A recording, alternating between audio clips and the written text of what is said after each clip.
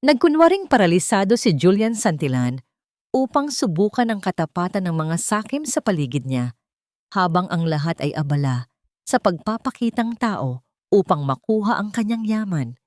Habang ang mga kamag-anak niya ay nagdiriwang sa kanyang inaasahang pagbagsak, tanging si Lina, ang dukhang katulong, ang nag-aalaga sa kanya ng buong puso. Ngunit ang laro ay naging bangungot nang lasunin siya ng taksil niyang pinsan na naging dahilan ng kanyang totoong pagkalumpo. Sa gitna ng trahedyang ito, lumitaw ang katotohanan.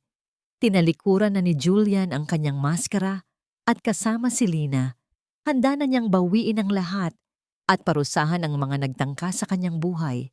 Winakasan na niya ang pagiging biktima. Oras na para sa isang malupit na paghihiganti at pagbawi sa katarungan. Sa sandaling magising ang totoong hari, mula sa kanyang pagkalumpo, sino ang unang luluhod sa harap ng kanyang bagsik? Ang unang nagpagising kay Julian Santillan ay hindi ang sikat ng araw, kundi ang artipisyal na amoy ng ospital, isang pinaghalong amoy ng antiseptic at matapang na panlinis. Kasunod nito ang mahinang, mikong tunog ng makinang sumusubaybay sa tibok ng kanyang puso. Beep! Beep! Beep! Ito ang tunog ng kanyang tagumpay, ang tunog ng isang perpektong plano. Dahan-dahan niyang iminulat ang kanyang mga mata. Puti. Ang lahat ay puti. Ang kisame, ang pader, ang kumot na bumabalot sa kanyang katawan. Sinubukan niyang igalaw ang kanyang mga binti. Wala. Tulad ng inaasahan. Hindi dahil sa hindi niya kaya, kundi dahil ito ang nasa script. Ito ang papel na dapat niyang gampanan. Ang hari ng Hacienda Santillan, ngayoy isang lumpo. Isang haring nagtatago sa ilalim ng isang mapait na kasinungalingan. Isang pamilyar na tunog ng takong ang bumasag sa katahimikan ng silid. Ang pagbukas ng pinto ay nagdala ng isang alon ng mamahaling pabango na halos tumabing sa amoy ng ospital. Hindi na niya kailangang lumingon. Kilala niya ang bawat yabag, ang bawat halimuyak. Julian, my love! Oh my God! I rushed here as soon as I heard. Pumasok si Beatriz Valderrama, ang kanyang nobya, na tila rumarampa sa isang fashion show sa halip na bumibisita sa isang pasyente. Nakasuot ito ng isang puting-puting damit na bumagay sa kulay ng silid. Ngunit ang kanyang mukha ay puno ng kolorete. Ang kanyang buhok ay perpektong nakaayos. Sa kamay nito, isang Hermes Birkin, sa halip na isang basket ng prutas. Lumapit ito sa kama, ngunit ang unang hinawakan nito ay hindi ang kanyang kamay, kundi ang sarili nitong cellphone. "Oh, you look so pale, honey," sabi ni Beatrice habang binubuksan ang kamera ng telepono. "Let's take a picture. I need to update everyone that you're awake. They're so worried." Itinapat nito ang telepono sa kanilang dalawa. Ngumiti ito nang napakatamis sa kamera, isang ngangiting hindi umabot sa kanyang mga mata. Sa isang iglap, inayos pa nito ang anggulo para masigurong maganda ang kuha sa kanya, habang si Julian ay mukhang kaawa-awa sa kanyang likuran. Click! Agad itong nagtipa sa kanyang screen. Caption: "So relieved my brave lion is awake. Please keep praying for his fast recovery." Perfect! Hindi kumibo si Julian. Pinanood lang niya ang babaeng pakakasalan niya sana. Bawat kilos nito, bawat salita, ay isang kumpirmasyon. Isang patalim na lalong nagpapatigas sa kanyang puso. "The doctors, what did they say?" Tanong ni Beatrice. Sa wakas ay ibinaba ang telepono, ngunit ang mga mata ay nakatutok pa rin doon, naghihintay ng mga likes at komento. "They're not sure yet," sagot ni Julian. Ang boses ay sadyang pinahina, puno ng pagod. "The damage to my spine was severe." Sa isang iglap, naalala niya ang usapan nila ni Mang Cardo, ang kanyang pinagkakatiwalaang katiwala. Ilang araw bago ang lahat. "Sigurado ka ba dito, Julian?" Tanong ng matanda. Bakas ang pag-aalala. "Masyadong delikado ang planong ito." Ito lang ang paraan, Mang Cardo. Sagot niya, habang nakatayo sa kanyang opisina, tanaw ang malawak na tubuhan ng Hacienda Santillan. Kailangan kong malaman kung sino ang tunay at kung sino ang nagpapanggap. Sa negosyo at sa pag-ibig, hindi ako pwedeng magkamali. Isang mahinang katok sa pinto ang pumutol sa kanyang pag-iisip. Pumasok ang isang babaeng nakasuot ng uniforme ng nurse's aide. May dalang isang baso ng tubig sa isang maliit na tray. Bago pa man ito makalapit, natisod ito sa paa ng mamahaling Celia kung saan inilapag ni Beatrice ang kanyang bag. Crash! Nabasag ang baso sa sahig. Tumapo ng tubig. Naku, sir! Pasensya na po. Diyos ko, pasensya na po. Ang babae, na sa tingin ni Julian ay nasa mga unang taon ng kanyang 20s, ay natarantang lumuhod at nagsimulang pulutin ang mga bubog gamit ang kanyang mga kamay. Watch it, clumsy girl. That bag is worth more than your entire year's salary. Sigaw ni Beatrice, mabilis na inilayo ang kanyang bag. Hayaan mo na yan, miss. Baka masugatan ka pa? Malamig na sabi ni Julian. Ngunit habang pinagmamasdan niya ang dalaga, may napansin siyang kakaiba. Hindi takot, sa pagkakamali ang nakita niya sa mga mata nito. Ito ay tunay na pag-aalala. Pag-aalala para sa kanya. Okay lang po ba kayo, sir? Tanong ng dalaga na nag-angat ng tingin sa kanya. Ang mga mata nito ay bilugan at puno ng awa. May masakit po ba sa inyo? Ito si Adelina Reyes, ang bagong katulong na ipinadala mula sa ahensya. Si Lina.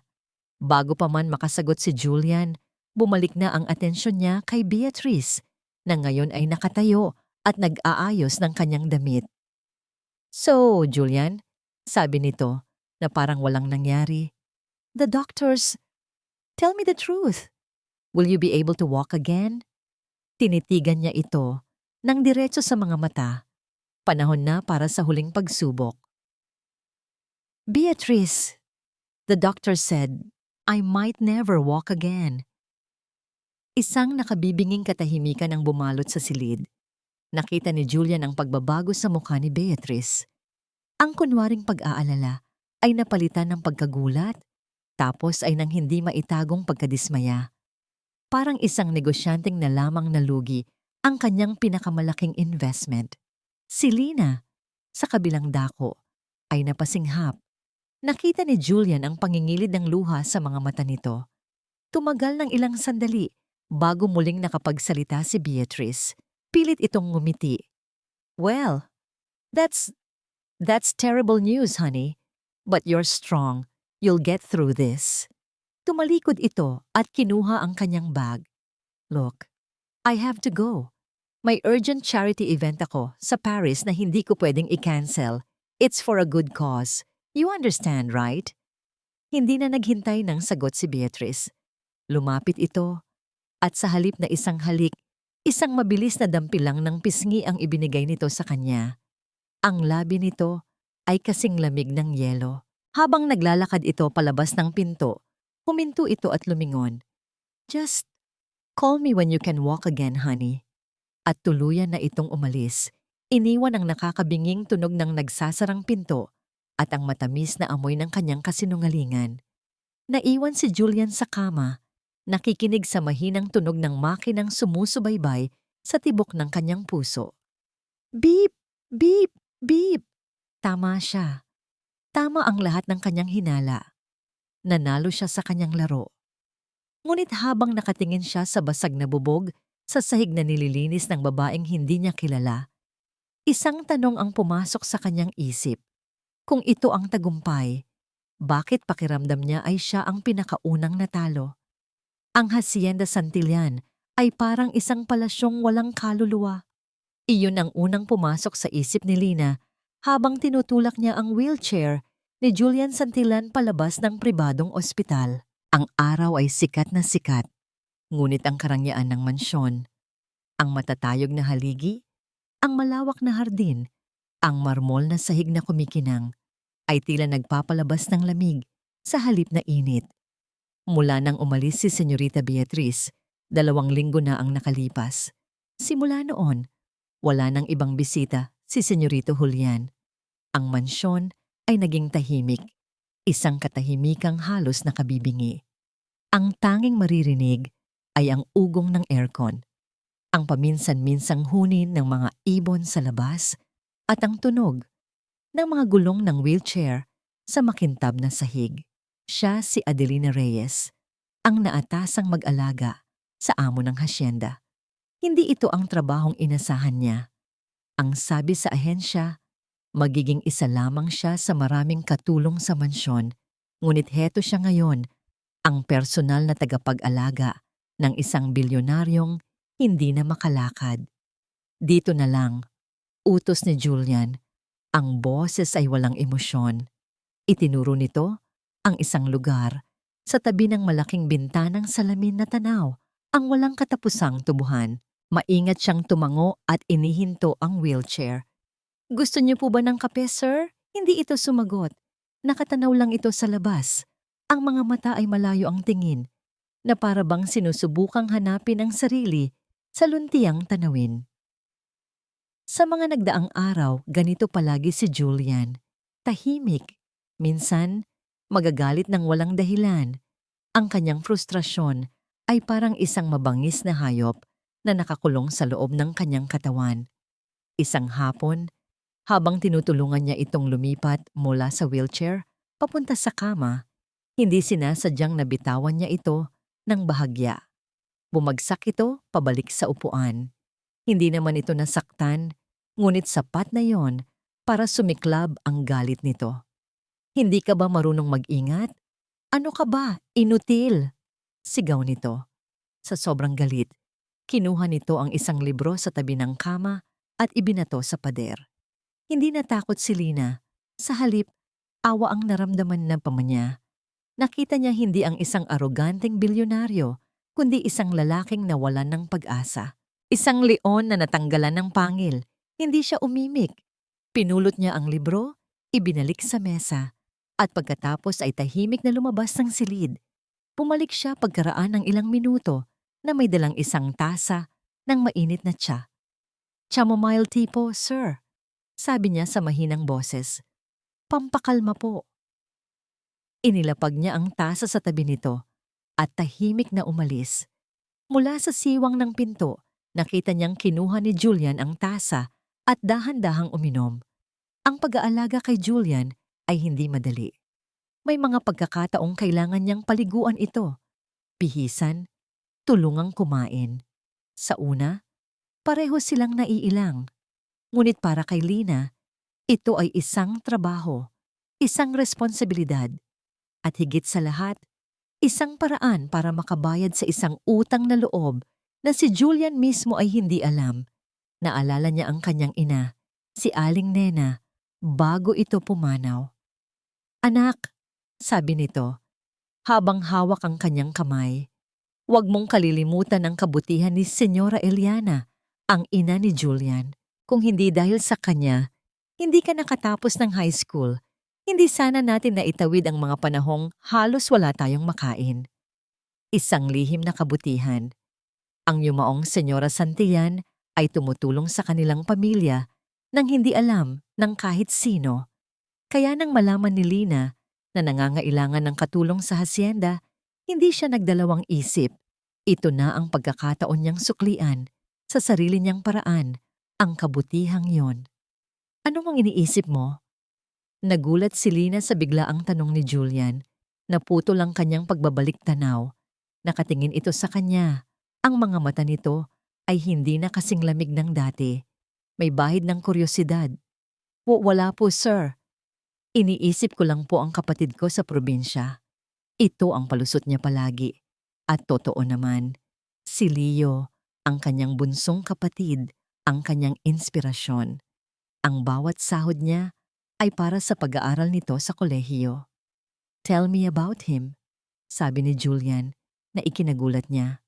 Po? Ang kapatid mo. Anong kwento niya? Nag-aalangan man, nagsimula siyang magkwento. Ikinuwento niya ang pangarap ni Leo na maging isang engineer. Ang pagiging bibo at matalino nito sa klase. ang mga simpleng kaligayahan nila sa kanilang maliit na bahay sa probinsya. Habang nagsasalita siya, napansin niyang nakikinig ng mabuti si Julian. Ang tensyon sa mukha nito ay unti-unting nawala. Para bang sa mga simpleng kwento niya, nakahanap ito ng isang saglit na kapayapaan, isang pagtakas mula sa kanyang magulong mundo.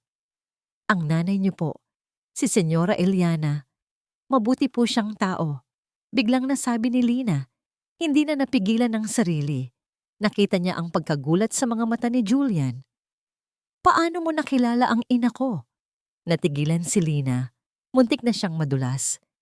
Narinig ko lang po sa mga dating katulong dito.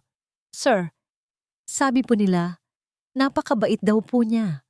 Tumango si Julian at sa unang pagkakataon, nakita ni Lina ang isang nangiti sa mga labi nito. Isang malungkot na ngangiti. Oo, siya lang ang nakakaintindi sa akin. Ang gabing iyon ay naging mas malalim. Isang malakas na kulog ang gumising kay Lina. Sinundan ito ng isang sigaw mula sa silid ni Julian. Huwag! Huwag! Nagmamadali siyang tumakbo papunta sa silid nito. Naabutan niya itong binabang-ungot. Ang mukha nito ay basang-basa ng pawis, ang mga kamay ay nakakuyom, at ang katawan ay nanginginig. Sir Julian! Sir, gising po! Inalog niya ito ng bahagya. Nagising itong humihingal. Ang mga mata ay nanlalaki sa takot. Tila hindi pa nito namamalayan kung nasaan ito. Sir, panaginip lang po iyon, sabi niya sa malumanay na boses. Walang salitang lumabas sa bibig ni Julian. Sa halip, hinawakan nito ang kanyang kamay. Ang pagkakahawak nito ay mahigpit, na para bang siya ang tanging bagay na totoo sa mundong iyon. Sinubukan niyang bawiin ang kanyang kamay, ngunit lalo lang nitong hinigpitan. Ang init ng palad nito ay gumapang sa kanyang buong braso.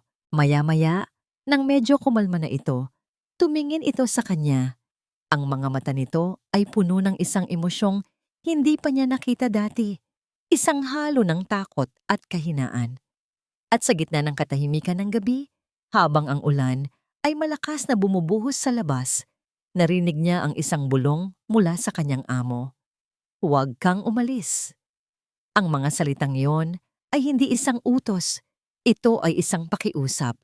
Ang mga salitang iyon, huwag kang umalis, ay bumabagabag kay Julian Santillan ilang araw matapos ang gabing iyon.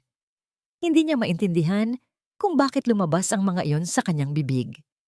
Isang pakiusap.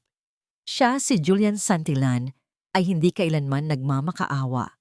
Ngunit may kakaiba sa presensya ni Lina. Sa gitna ng kanyang pekeng kahinaan, ang pag-aalaga nito ang tanging bagay na nagpaparamdam sa kanya ng katotohanan.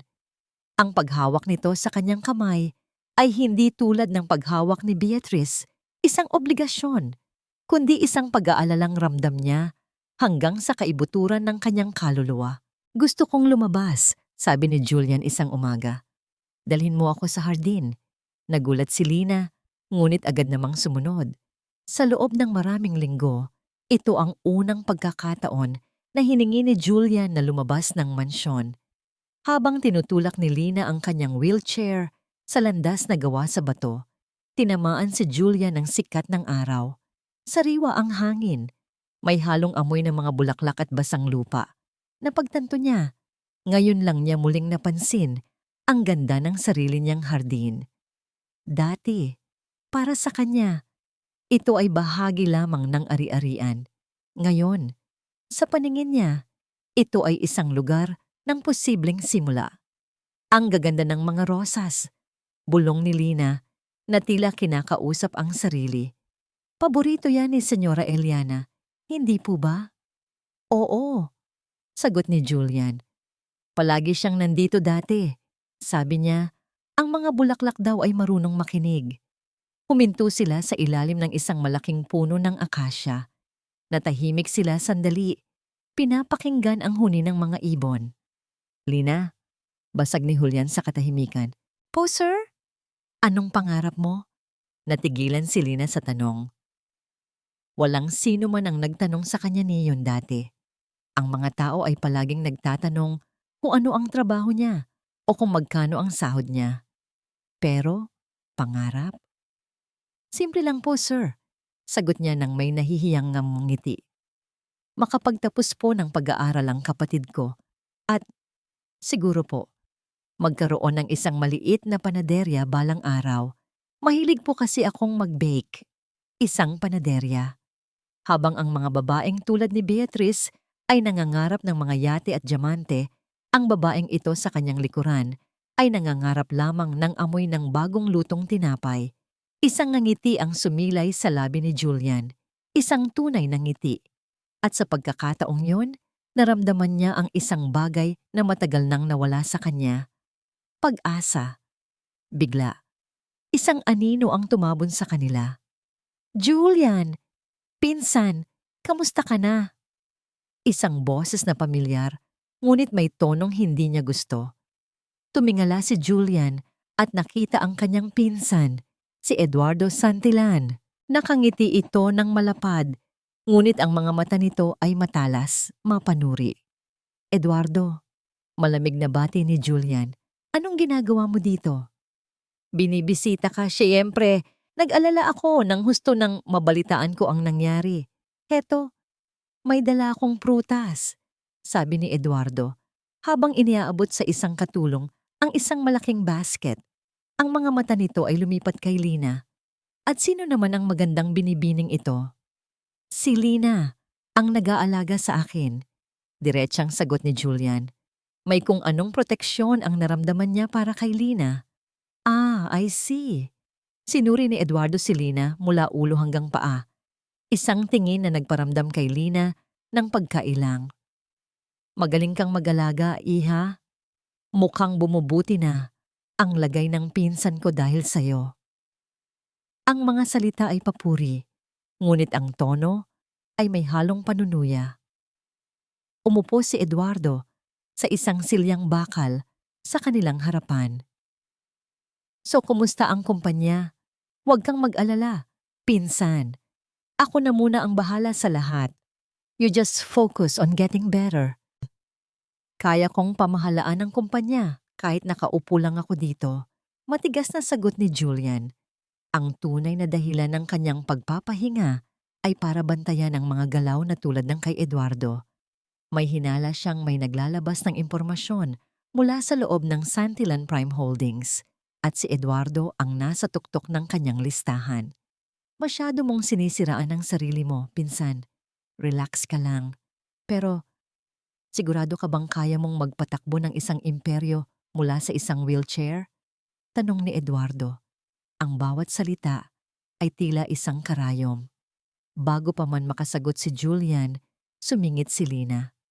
Ang tunay na lakas po ng isang leader ay wala sa kanyang mga paa, kundi sa kanyang isip at puso. Sabi ni Lina sa isang mahinahon ngunit matatag na boses. At kahit po nakaupo si Senyorito Julian, mas matatag pa rin po siya kaysa sa maraming taong nakatayo. Natigilan ang dalawang lalaki, si Julian, sa pagtataka at lihim na paghanga. Si Eduardo, sa inis. Isang hamak na katulong, sinasagot siya ng ganoon. Tumawa si Eduardo ng pilit. Aba, matapang.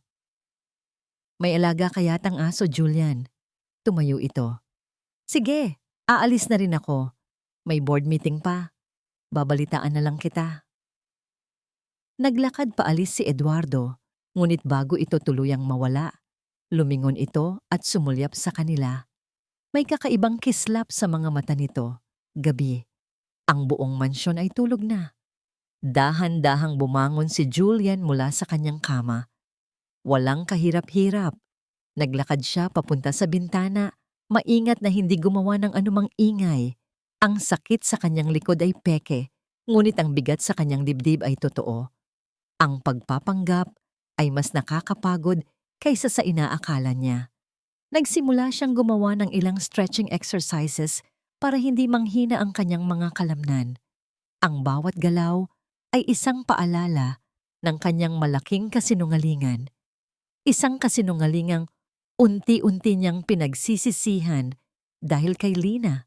Kinabukasan, habang si Julian ay naliligo, Sa tulong ng isang male nurse na kasabwat niya, pumasok si Eduardo sa silid nito sa dahilan na may naiwan siyang dokumento. Walang tao sa silid. Ngunit may isang bagay na nakaagaw ng kanyang pansin.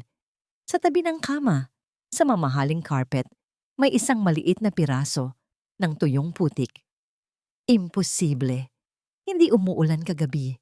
At si Julian ay hindi naman lumabas ng silid. Ang tanging paraan para magkaroon yon ay kung may isang taong naglakad mula sa labas papasok. Lumuhod si Eduardo at tinitigang mabuti ang sahig. Nakikita niya ang halos hindi na mapansing bakas ng sapatos. Papunta sa banyo. Isang malamig na ngisi ang gumuhit sa kanyang mga labi. Akala mo maloloko mo ako. Pinsan, bulong niya sa hangin. Ang laro ng kanyang pinsan ay hindi na isang lihim. At sa isip ni Eduardo, isang mas madilim at mas mapanganib na plano ang nagsimulang mabuo. Ang piraso ng tuyong putik sa mamahaling carpet. Hindi na ito mawala sa isip ni Eduardo Santillan. Para sa iba, ito ay isang maliit na dumi lamang. Ngunit para sa kanya, ito ay isang butas sa isang perpektong kasinungalingan. Isang hiblang, kapag hinila, ay maaaring magbunyag ng buong panloloko. Kinain ng pagdududa ang kanyang mga sumunod na araw. Pinagmasdan niya ang bawat kilos sa mansyon, ang paraan ng pag-aalaga ni Lina, ang paraan ng pagtingin ni Julian dito. Mayroong isang bagay na hindi tama. At si Eduardo, na buong buhay ay nabuhay sa anino ng kanyang pinsan, ay sanay na sanay ng maghanap ng mga bitak sa perpektong imahe nito. Kailangan niya ng pruweba, isang patunay na hindi siya nababaliw. Sa tulong ng isang malaking halaga at isang security technician na madaling masilaw sa pera, nagawa niyang magpakabit ng isang kamera sa silid ni Julian. Isang kamera na kasinliit lamang ng dulo ng isang ballpen, itinago sa isa sa mga hindi nagagalaw na palamuti sa isang mataas na estante.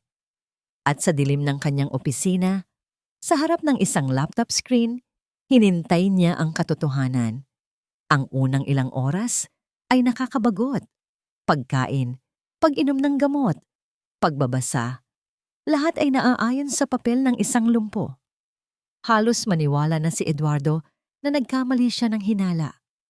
Ngunit pagsapit ng hating gabi, nang ang buong hasyenda ay nahihimbing na, nagsimula ang palabas.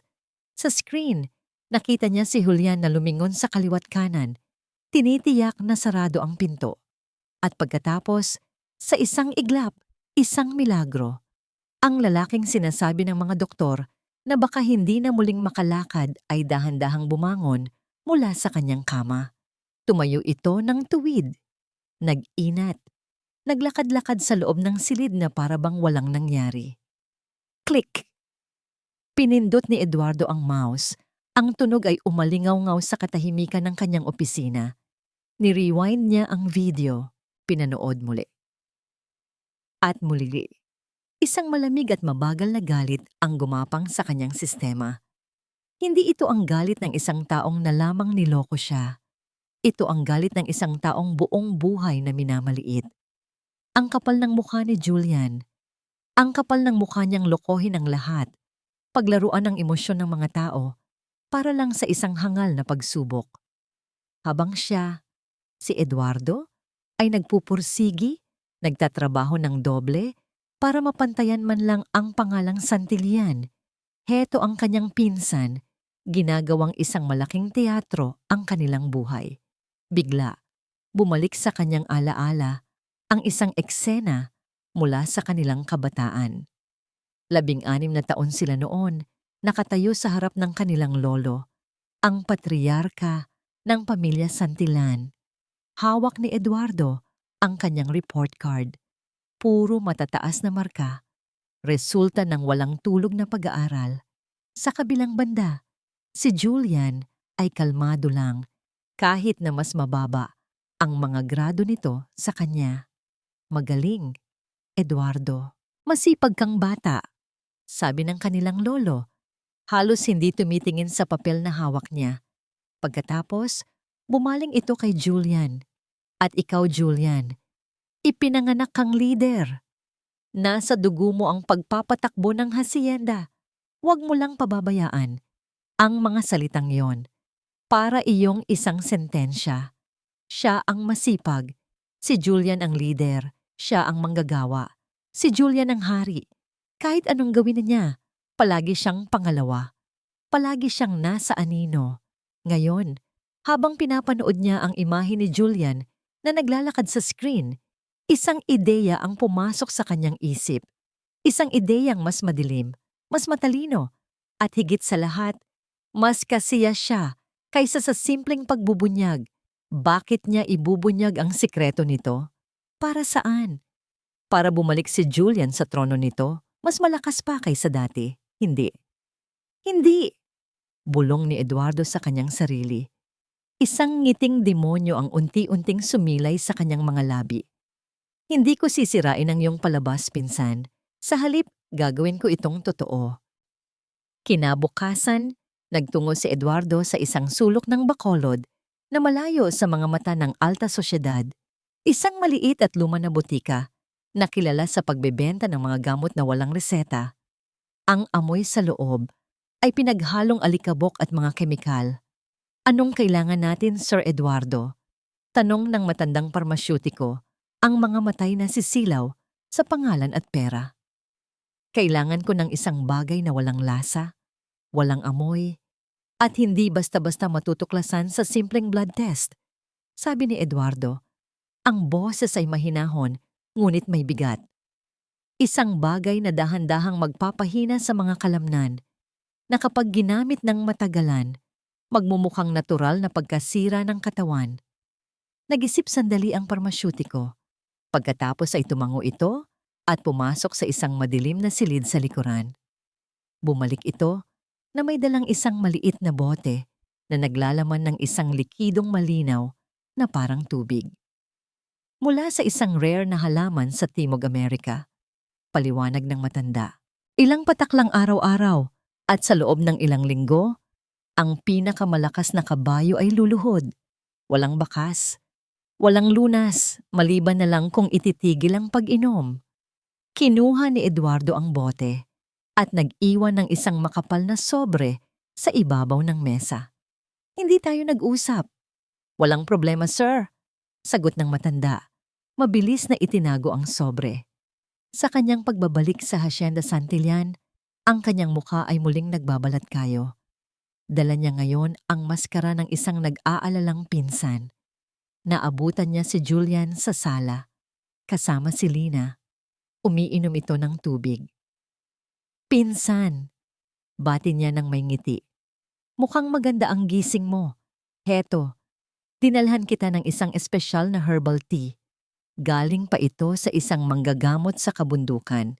Sabi niya, makakatulong daw ito sa mabilis na paggaling ng iyong mga ugat at buto. Kinuha niya ang isang tasa mula sa isang katulong at personal na nagsali ng mainit na tubig. Habang nakatalikod, maingat niyang pinatakan ito ng 3 patak mula sa maliit na boteng nasa kanyang bulsa. Ang likido ay agad na nawala sa tsaa, na parang hindi ito umiral. Inabot niya ang tasa kay Julian. Heto, inumin mo habang mainit pa. Walang masama kung susubukan natin ang lahat ng paraan, hindi ba? Nag-aalangan man, kinuha ni Julian ang tasa. Tumingin ito kay Lina na tumango bilang pagsang-ayon sa kabaitan ng kanyang pinsan. Salamat, Eduardo, sabi ni Julian. At sa ilalim ng mapanuring mga mata ni Eduardo, dahan-dahang ininom ni Julian ang tsaa. Bawat lagok ay parang isang matamis na musika sa pandinig ni Eduardo. Ang bawat lagok ay isang hakbang palapit sa kanyang tagumpay. Nakangiti si Eduardo habang pinapanood niyang ubusin ni Julian ang laman ng tasa. Isang ngiting puno ng lihim at lason. Para sa ikabubuti mo yan, pinsan. May mga araw na halos nakakalimutan na ni Julian Santillan na siya ay nagpapanggap.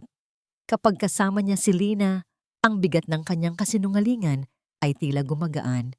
Ang katahimikan sa pagitan nila ay hindi na nakakailang, bagkus ay puno ng isang payapang pagkakaunawaan.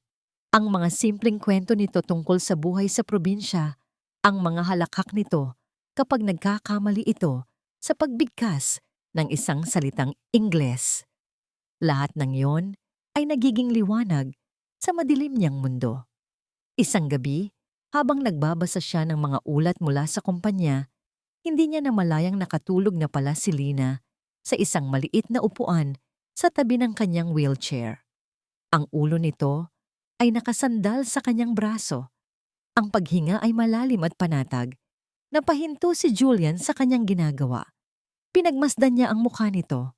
Payak, walang kolorete, ngunit sa ilalim ng malamlam na ilaw ng lampara, para siyang isang anghel. Nakita niya ang bakas ng pagod sa ilalim ng mga mata nito.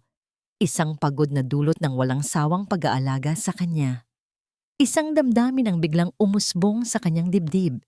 Isang damdaming pilit niyang iwinawaksi. Ngunit lalo lang lumalakas sa bawat araw na kasama niya ito. Pag-ibig.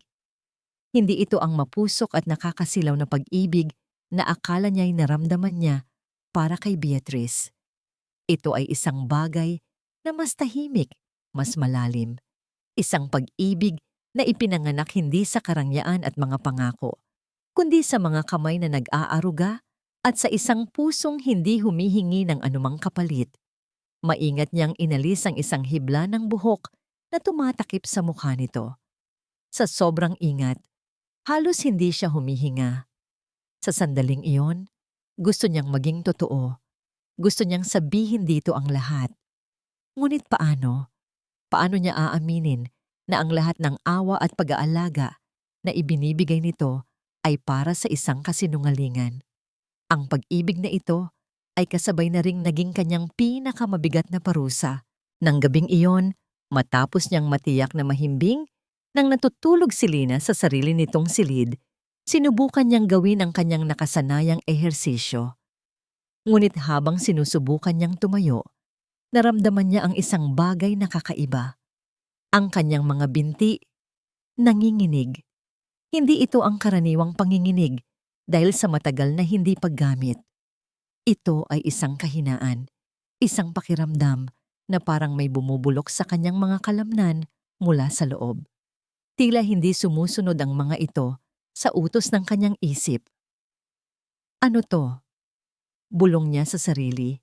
Pinilit niyang tumayo ng tuwid, ngunit kinailangan niyang kumapit sa headboard ng kama para masuportahan ang sarili. Ang mga binting dati, kayang-kaya siyang dalhin sa pagtakbo ng ilang kilometro ay parang haligi ng buhangin ngayon. Baka kulang lang sa galaw. O baka epekto ito ng pagkakaupo maghapon. Iyon ang pilit niyang ipinapasok sa kanyang isip. Isang aroganteng pagtanggi sa katotohanang may mali sa kanyang katawan. Hindi siya pwedeng manghina. Hindi ngayon. Kinabukasan ang pakiramdam ng kahinaan ay naroon pa rin, nakatago sa ilalim ng kanyang kumot. Ngunit ang mas bumabagabag sa kanya ay ang bigat ng kanyang konsensya. Habang tinutulungan siya ni Lina na mag-ayos, napansin niya ang isang luma at gasgas ng ipit sa buhok nito. Isang simpleng itim na plastik na ipit. Nakita niya ang dedikasyon nito, ang walang kapagurang pag-aalaga, at alam niyang hindi sapat ang sahod na ibinibigay niya rito. Hindi mababayaran ng pera ang ganitong klaseng kabutihan. Mang Cardo, tawag niya sa kanyang katiwala sa telepono mamaya.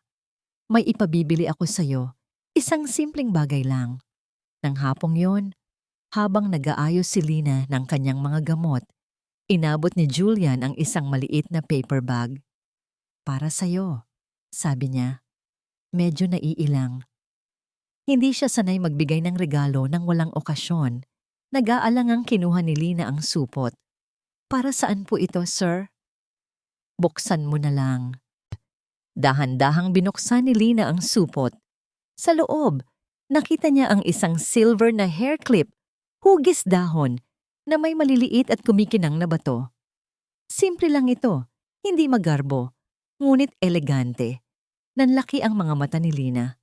Sir, naku, bakit po? Hindi ko po ito matatanggap. Masyado po itong, "Huwag ka nang maraming sinasabi," putol ni Julian. Sinusubukang itago ang kanyang pagkailang sa isang tonong may awtoridad. "Regalo ko yan sa'yo. It's for taking good care of me." Nakita niya ang pamumula ng mga pisngi ni Lina. Ang kislap sa mga mata nito ay mas makinang pa kaysa sa mga bato sa hair clip. Dahan-dahan nitong isinukbit ang ipit sa kanyang buhok. "Salamat po, sir," bulong nito. Ang ngiti ay hindi maalis sa kanyang mga labi. Maraming salamat po." Sa sandaling iyon, naramdaman ni Julian ang isang kakaibang kaligayahan. Isang kaligayahang mas totoo pa kaysa sa pagpapatakbo ng ₱1 bilyon korporasyon. Ang payapang sandaling yon ay biglang sinira ng pagring ng kanyang tablet. Isang video call mula kay Beatrice. Nawala ang nangiti ni Julian. Sininyasan niya si Lina na iwanan muna sila. Nang sagutin niya ang tawag, bumungad sa screen ang mukha ni Beatrice na nasa gitna ng isang maingay at magarbong party. Ang ilaw ng chandelier ay sumasayaw sa kanyang mga diamanteng hikaw. "Julian, honey, I only have a minute." Sigaw nito para marinig sa gitna ng ingay. "Look, I'm at a gala in Monaco. Isn't it fabulous?" Itinutok nito ang kamera sa paligid. Ipinapakita ang mga taong nakasuot ng gown at tuxedo. "Mukhang masaya ka." Walang ganang sagot ni Julian. "Of course, everyone's asking about you. I told them you're fighting bravely," sabi nito, bago uminom mula sa isang flute ng champagne. "Oh, by the way, how are your legs? Still the same?" Ang tanong ay parang isang afterthought lang, kasing importante ng pagtatanong kung anong oras na. "Still the same," tipid niyang sagot. "Oh well, keep fighting, honey. Got to go. A senator is waving at me. Ciao." Click. Pinatay nito ang tawag, ni hindi man lang hinintay ang kanyang sagot. Isang pamilyar na galit at pait ang bumalik kay Julian. Ang tawag na yon ay isang matalim na paalala kung bakit niya sinimulan ang lahat ng ito. Isang sampal ng katotohanan. Pumasok si Lina na may dalang isang tasa.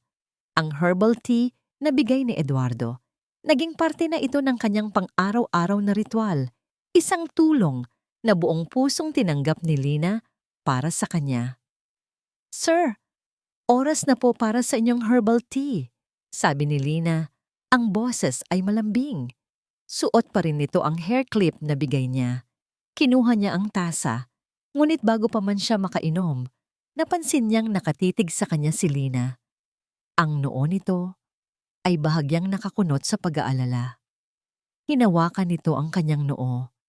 Ang pagdampi ng kamay nito ay malamig sa kanyang balat. O baka ang balat niya ang mainit? Hindi niya sigurado. "Sir, okay lang po ba kayo?" tanong ni Lina. Ang boses ay puno ng pag-aalala. "Namumutla po kayo. At bakit po parang nilalamig kayo?" Tinitigan niya ang kanyang refleksyon sa madilim na screen ng tablet. Nakita niya ang sarili niyang mukha, maputla, may maitim na bilog sa ilalim ng mga mata. Mukha siyang may sakit. Isang tunay na may sakit. At sa unang pagkakataon, isang tunay na takot ang gumapang sa puso ni Julian Santillan. Ang pag-aalala ni Lina para kay Julian ay hindi na isang simpleng tungkulin.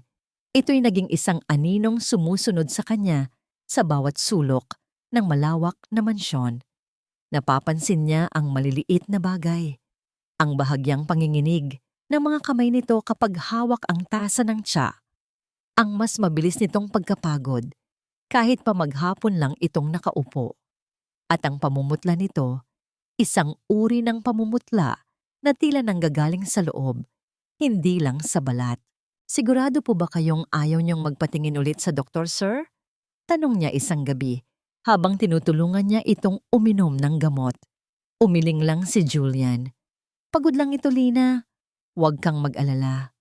Ngunit paano siya hindi mag-aalala? Ang lalaking nasa harap niya, kahit nakakulong sa isang wheelchair, ay may aura pa rin ng kapangyarihan. Ngunit sa mga mata nito, sa likod ng pilit na katatagan, ay nakikita niya ang isang bakas ng takot.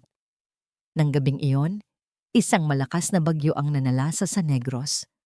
Ang hangin ay umuugong na parang isang halimaw sa labas ng mga bintana. Ang ulan ay walang tigil sa paghagupit sa bubong. At sa kalagitnaan ng kanilang tahimik na hapunan, sa isang malakas na dagundong ng kulog, biglang namatay ang lahat ng ilaw. Click. Naglaho ang lahat sa kadiliman. Sir Julian, narinig ni Lina ang sariling boses, nanginginig ng bahagya. Nandito lang ako, Lina. Huwag kang matakot. Brownout lang yan. Sagot ni Julian mula sa kabilang dulo ng mesa. Ang boses nito ay kalmado. Isang balwarte ng katahimikan sa gitna ng unos. Hindi takot sa dilim ang naramdaman ni Lina. Sanay siya sa probinsya. Ang ikinababahala niya ay si Julian. Sandali lang po, sir. Hahanap po ako ng kandila. Gamit ang liwanag mula sa kanyang cellphone, maingat siyang nagtungo sa kusina. Pagbalik niya, dala na niya ang ilang kandila. Isa-isa niya itong sinindihan at ipinatong sa mga lugar kung saan magbibigay ito ng sapat na liwanag. Ang malaki at malamig na dining hall ay biglang nagbago. Ang liwanag ng kandila ay nagbigay ng isang mainit at ginintoang kulay sa paligid. Ang mga anino ay sumasayaw sa pader na para bang may sarili silang buhay. Ang karangyaan ng mansyon ay napalitan ng isang intimasyang hindi pa niya nararamdaman dati. Mas maganda pala dito kapag ganito. Bulong ni Julian, ang mga mata ay nakatingin sa ningas ng kandila. Opo, sir. Sang-ayon ni Lina. Parang mas payapa. Tinulak niya ang wheelchair ni Julian palayo sa hapagkainan, papunta sa gitna ng sala, kung saan mas maluwag. Ang tanging maririnig lang nila ay ang patak ng ulan at ang pagpitik ng apoy sa mga kandila. Lina, sabi ni Julian, ang boses ay mas malambing kaysa karaniwan. Po? Alam mo bang sumayaw? Natigilan si Lina sa tanong. Nakasubok na po dati, sir, sa mga piyesta sa amin. Tumingin ito sa kanya, at sa dilim, ang mga mata nito ay tila mas nangungusap. Gusto kong sumayaw. Pero sir, isayaw mo ako. Utos nito, ngunit ang tono ay hindi nag-uutos, kundi naglalambing. Inilahad nito ang kanyang dalawang kamay. Nag-aalangan man, lumapit si Lina. Hinawakan niya ang mga kamay nito. Ang palad ni Julian ay mainit at magaspang. Ang kamay ng isang lalaking sanay magtrabaho, hindi lang mag-utos. At sa gitna ng sala, sa saliw ng musika ng ulan, nagsayaw sila. Hindi ito isang ordinaryong sayaw. Si Julian ay nakaupo, si Lina ay nakatayo. Ang mga paa nila ay hindi gumagalaw. Ngunit ang kanilang mga kamay, ang kanilang mga katawan ay marahang umindayog. Ikinulong ni Julian ang mga kamay ni Lina sa pagitan ng kanyang mga palad. Pinangunahan niya ang bawat galaw, isang mabagal na pag-ikot, isang marahang paghila palapit, isang banayad na pagtulak palayo. Ang kanilang mga mata ay hindi naghihiwalay. Sa liwanag ng kandila, nakita ni Lina ang lahat sa mukha ni Julian, ang lungkot, ang pangungulila, at isang bagay na mas malalim, isang bagay na nagpatibok ng mabilis sa kanyang puso. Huminto sila sa paggalaw, ngunit ang kanilang mga kamay ay magkahawak pa rin. Ang kanilang mga mukha ay magkalapit na halos ramdam na niya ang hininga nito. Kung kaya ko lang tumayo ngayon, bulong ni Julian, ang boses ay basag sa emosyon. Kung kaya ko lang, ang unang-una kong gagawin ay yakapin ka. Parang isang kidlat na tumama sa puso ni Lina ang mga salitang iyon. Isang pag-amin, isang pangungumpisal. Ang lahat ng hangin sa kanyang baga ay tila naubos. Bago pa man siya makapagsalita, biglang bumalik ang lahat ng ilaw. Flicker, flicker, click. Ang maliwanag at artipisyal na liwanag ng chandelier ay biglang bumuhos sa kanila. Sinisira ang mahikang binuo ng dilim at ng mga kandila. Mabilis na binitawan ni Lina ang mga kamay ni Julian na para siyang napaso. Nag-iwas siya ng tingin. Ang kanyang pisngi ay nagiinit. "Aayos na po ang kuryente, sir," sabi niya. Pilit na ibinabalik ang profesional na tono. "Titingnan ko lang po ang main switch." Mabilis siyang tumalikod at naglakad paalis. Iniwan si Julian sa gitna ng maliwanag na sala. Sa banyo, naghilamos si Lina ng mukha. Sinusubukang pakalmahin ang nagwawalang tibok ng kanyang puso. Ano yon? Anong ibig niyang sabihin nun? Samantala, sa sala, naiwan si Julian na tuliro. Hindi niya alam kung saan nanggaling ang mga salitang iyon. Ngunit alam niyang totoo ang mga iyon. Naramdaman niyang kailangan niyang magbanyo. Karaniwan, tatawagin niya si Lina. Ngunit sa pagkakataong ito, nahiya siya. Pagkatapos ng nangyari, parang mali na utusan ito. "Kaya ko to." Tumingin siya sa paligid. Walang tao. Ito na ang pagkakataon niyang igalaw ang kanyang mga binti. Humawak siya ng mahigpit sa braso ng wheelchair at dahan-dahang itinulak ang sarili pataas. Isang galaw na sanay na siyang gawin sa lihim. Ngunit sa pagkakataong ito, may nag-iba. Ang kanyang mga binti, hindi sumunod, walang lakas, para siyang tumatapak sa putik. Gumuho ang kanyang mga tuhod at bumagsak siya sa sahig na may malakas na kalabog. Bang! Sinubukan niyang muli. Ipinatong niya ang kanyang mga kamay sa sahig at sinubukang itulak ang sarili pataas. Ngunit ang kanyang mga binti ay parang 2 piraso ng basang sinulid. Walang buhay, walang lakas. Isang malamig na takot ang gumapang sa kanyang buong katawan. Hindi ito parte ng plano. Hindi ito arte. Ito ay totoo. Narinig niya ang mga yabag ni Lina na pabalik. "Sir? Narinig ko po." Ay Diyos ko! Nakita siya ni Lina na nakasalampak sa sahig. Mabilis itong tumakbo palapit sa kanya. "Sir Julian, anong nangyari? Nasaktan po ba kayo?" Sinubukan nitong itayo siya, tulad ng dati nilang ginagawa. Ngunit naramdaman ni Lina ang kaibahan. Si Julian ay mas mabigat. Walang anumang tulong mula sa kanyang mga binti. "Sir, tumayo po kayo. Tulungan niyo po ako." Pakiusap ni Lina. Nanginginig na ang mga braso sa bigat. Tumingin si Julian sa kanya. Ang arogansya, ang pagkukunwari, ang lahat ng maskaara ay wala na. Ang natira na lang ay purong, hindi maipaliwanag na takot. Hinawakan niya ng mahigpit ang braso ni Lina. Ang kanyang mga daliri ay bumaon sa balat nito. Ang kanyang boses, nang sa wakas ay lumabas, ay nanginginig at basag. "Lina, ako, hindi ko maramdaman ang mga binti ko." Ang paggising kinabukasan ay mas masahol pa kaysa sa isang bangungot. Dahil sa isang bangungot, alam ni Julian na sa huli ay magigising siya. Ngunit ngayon, ang katotohanang bumungad sa kanya ay ang bangungot mismo. Sinubukan niyang muli. Ipinikit niya ang kanyang mga mata, nag-concentrate at inutusan ang kanyang mga binti na gumalaw. Kahit isang kislot lang, kahit isang daskol, wala. Para siyang isang manika na naputulan ng tali. Ang itaas na bahagi ng kanyang katawan ay buhay at puno ng nag-aalab na emosyon. Takot, galit, pagkalito. Ngunit mula sa kanyang baywang pababa, siya ay isang dayuhan sa sarili niyang katawan. Ang ironya ay isang mapait na lason sa kanyang lalamunan. Ang larong sinimulan niya para subukin ang katapatan ng iba ay naging isang kulungang bumihag sa kanya. At ang pinakamasakit sa lahat, wala siyang masisisi kundi ang sarili niya. Dinala siya ni Mang Cardo sa pinakamagaling na espesyalista sa syudad. Isang serye ng mga pagsusuri ang ginawa.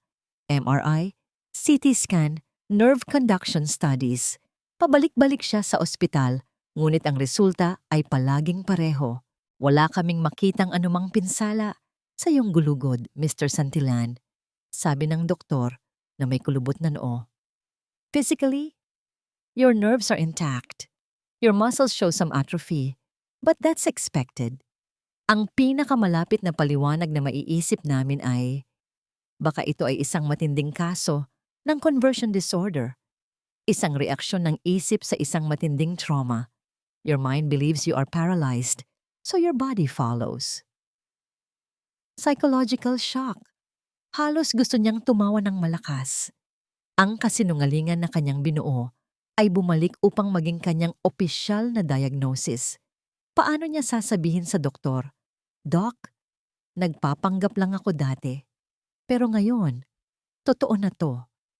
Sino ang maniniwala sa kanya? Ituturing siyang isang baliw. Naging mas malala ang kanyang kalagayan. Ang dating pagkukunwaring galit at frustrasyon ay naging totoo. Naging mas tahimik siya, mas malalim ang iniisip. Ang imperyo na kanyang pinoprotektahan ay tila nasa kabilang panig na ng isang makapal na salamin. Nakikita niya ngunit hindi niya mahawakan. Isang araw, dumating si Eduardo. Ang kanyang pinsan ay may dala na namang herbal tea. Ang mukha nito ay puno ng pag-aalala. Ngunit ngayon, nakikita ni Julian ang isang bagay sa mga mata nito. Isang kislap ng tagumpay na mabilis na tinatago sa ilalim ng maskara ng awa. Ngunit sa kanyang kasalukuyang estado, binaliwala niya ito bilang isang imahinasyon lamang. "Kamusta ka na, pinsan?" tanong ni Eduardo habang umuupo sa tapat niya.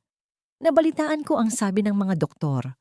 Huwag kang mag-alala, gagaling ka rin." Pagkatapos, bumaling ito kay Lina, na tahimik na nag-aayos ng mga unan sa likod ni Julian. "At ikaw naman, iha," sabi ni Eduardo sa isang malumanay, ngunit may pahiwatig na boses. "Hindi ba masyadong mabigat para sa iyo ang lahat ng ito? Bata ka pa. Marami ka pang pangarap. Sigurado akong maiintindihan ni Julian kung gugustuhin mong humanap ng mas magaan na buhay." Ang mga salita ay tila isang matamis na alok, ngunit para kay Julian, iyon ay isang patagong pagtataboy. Hinihintay niyang tumango si Lina, magpasalamat at magpaalam. Katulad ng ginawa ni Beatrice, katulad ng gagawin ng kahit sinong normal na tao. Ngunit hindi. Humarap si Lina kay Eduardo. Ang kanyang mga mata ay matatag. "Nandito po ang trabaho ko, Sir Eduardo," sagot ni Lina. Ang boses ay kalmado, ngunit may diin. "At ang trabaho ko po ay alagaan si Senyorito Julian." Tumingin ito kay Julian, at sa isang iglap, tila silang dalawa lang ang nasa silid. "Hindi ko po siya iiwan."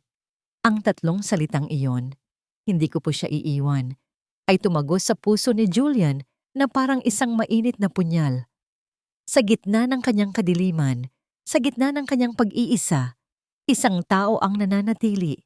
Isang taong walang obligasyon sa kanya, isang taong walang makukuha sa kanya, ay pinipiling manatili sa kanyang tabi. Nang gabing iyon, hindi makatulog si Julian. Ang mga salita ni Lina ay paulit-ulit na umuulit sa kanyang isip. Ang kanyang kahinaan ay naging isang malawak na karagatan, at si Lina ang tanging isla kung saan siya maaaring sumilong. Pumasok si Lina sa kanyang silid, dala ang kanyang mga gamot at isang baso ng tubig. Ang ilaw mula sa lampara ay nagbigay ng isang malambot na anino sa mukha nito. Nakita niya ang pagod, ngunit nakita rin niya ang katatagan. Habang inaayos nito ang kanyang kumot, hindi na napigilan ni Julian ang sarili. Ang lahat ng emosyong kanyang kinikimkim, ang takot, ang pasasalamat, ang pagsisisi, at ang lumalalim na pag-ibig ay sumabog. Mabilis niyang hinawakan ang kamay nito. Nagulat si Lina, ngunit hindi nito binawi ang kamay. Hinila niya ito, palapit sa kanya. Ang paghila ay mahina, desperado, ngunit sapat na para mapaluhod si Lina sa tabi ng kanyang kama. Ang kanilang mga mukha ay ilang pulgada na lang ang pagitan. Nakita niya ang pagkalito sa mga mata nito. Nakita niya ang tanong. Ngunit wala na siyang panahon para sa mga salita. Ikiniling niya ang kanyang ulo at hinalikan ito. Hindi ito isang halik na puno ng pagnanasa. Ito ay isang halik na puno ng pangangailangan. Isang halik na nagsusumamo, isang pag-angkin sa nag-iisang bagay na nagbibigay sa kanya ng pag-asa.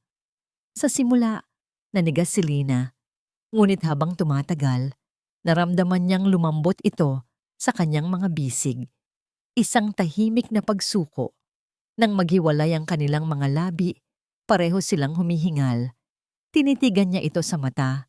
Tinitiyak na nakikita nito ang katotohanan sa kaibuturan ng kanyang kaluluwa. Mahal kita, Lina. Bulong niya. Ang boses ay nanginginig sa bigat ng kanyang pag-amin. Mahal kita. Hinawakan niya ng mahigpit ang mga kamay nito. Huwag mo akong iwan. Pakiusap. Huwag mo akong iwan. Isang luha ang pumatak mula sa mata ni Lina. Hindi niya alam kung ito ay dahil sa gulat, saya, o awa. Ngunit bago pa man ito makasagot, isang malamig at sarkastikong boses ang bumasag sa kanilang sandali. Well, what do we have here? Sabay silang napalingon sa may pintuan. Doon, nakatayo si Beatrice Valderrama. Nakasuot ng isang mamahaling damit, ang mga braso ay magkasalikop sa kanyang dibdib at sa kanyang mga labi ay may isang mapanuyang ngiti. Ang kanyang mga mata ay parang 2 piraso ng yelo, nakatitig sa kanila na may halong pandidiri at tagumpay. Ang mga labi ni Julian ay mainit pa sa kanyang mga labi nang ang malamig na boses ni Beatrice ay tumusok sa hangin para siyang binuhusan ng isang baldeng nagyayelong tubig. Sa isang iglap, ang mahikang dulot ng halik at ng pag-amin ay naglaho, napalitan ng isang nakakapasong hiya. Mabilis siyang umatras mula kay Julian na para bang nahuli sa isang kasalanang hindi niya ginawa. Ang kanyang mga kamay, na kanina lang ay hawak ng mahigpit ng lalaking mahal niya, ay mabilis niyang itinago sa kanyang likuran. Pumasok si Beatrice sa silid. Bawat hakbang ay may kasamang paghamak. Ang kanyang mga mata ay hindi nakatingin kay Julian, kundi kay Lina, na para bang si Lina ay isang piraso ng basurang nakakalat sa sahig. So this is what you do when I'm away, Julian? Sabi ni Beatrice. Ang boses ay matamis, ngunit puno ng lason. You entertain. The help? Beatrice, that's enough. Babala ni Julian. Ang boses ay mababa at mapanganib. Ngunit hindi nagpatinag si Beatrice. Lumapit ito kay Lina.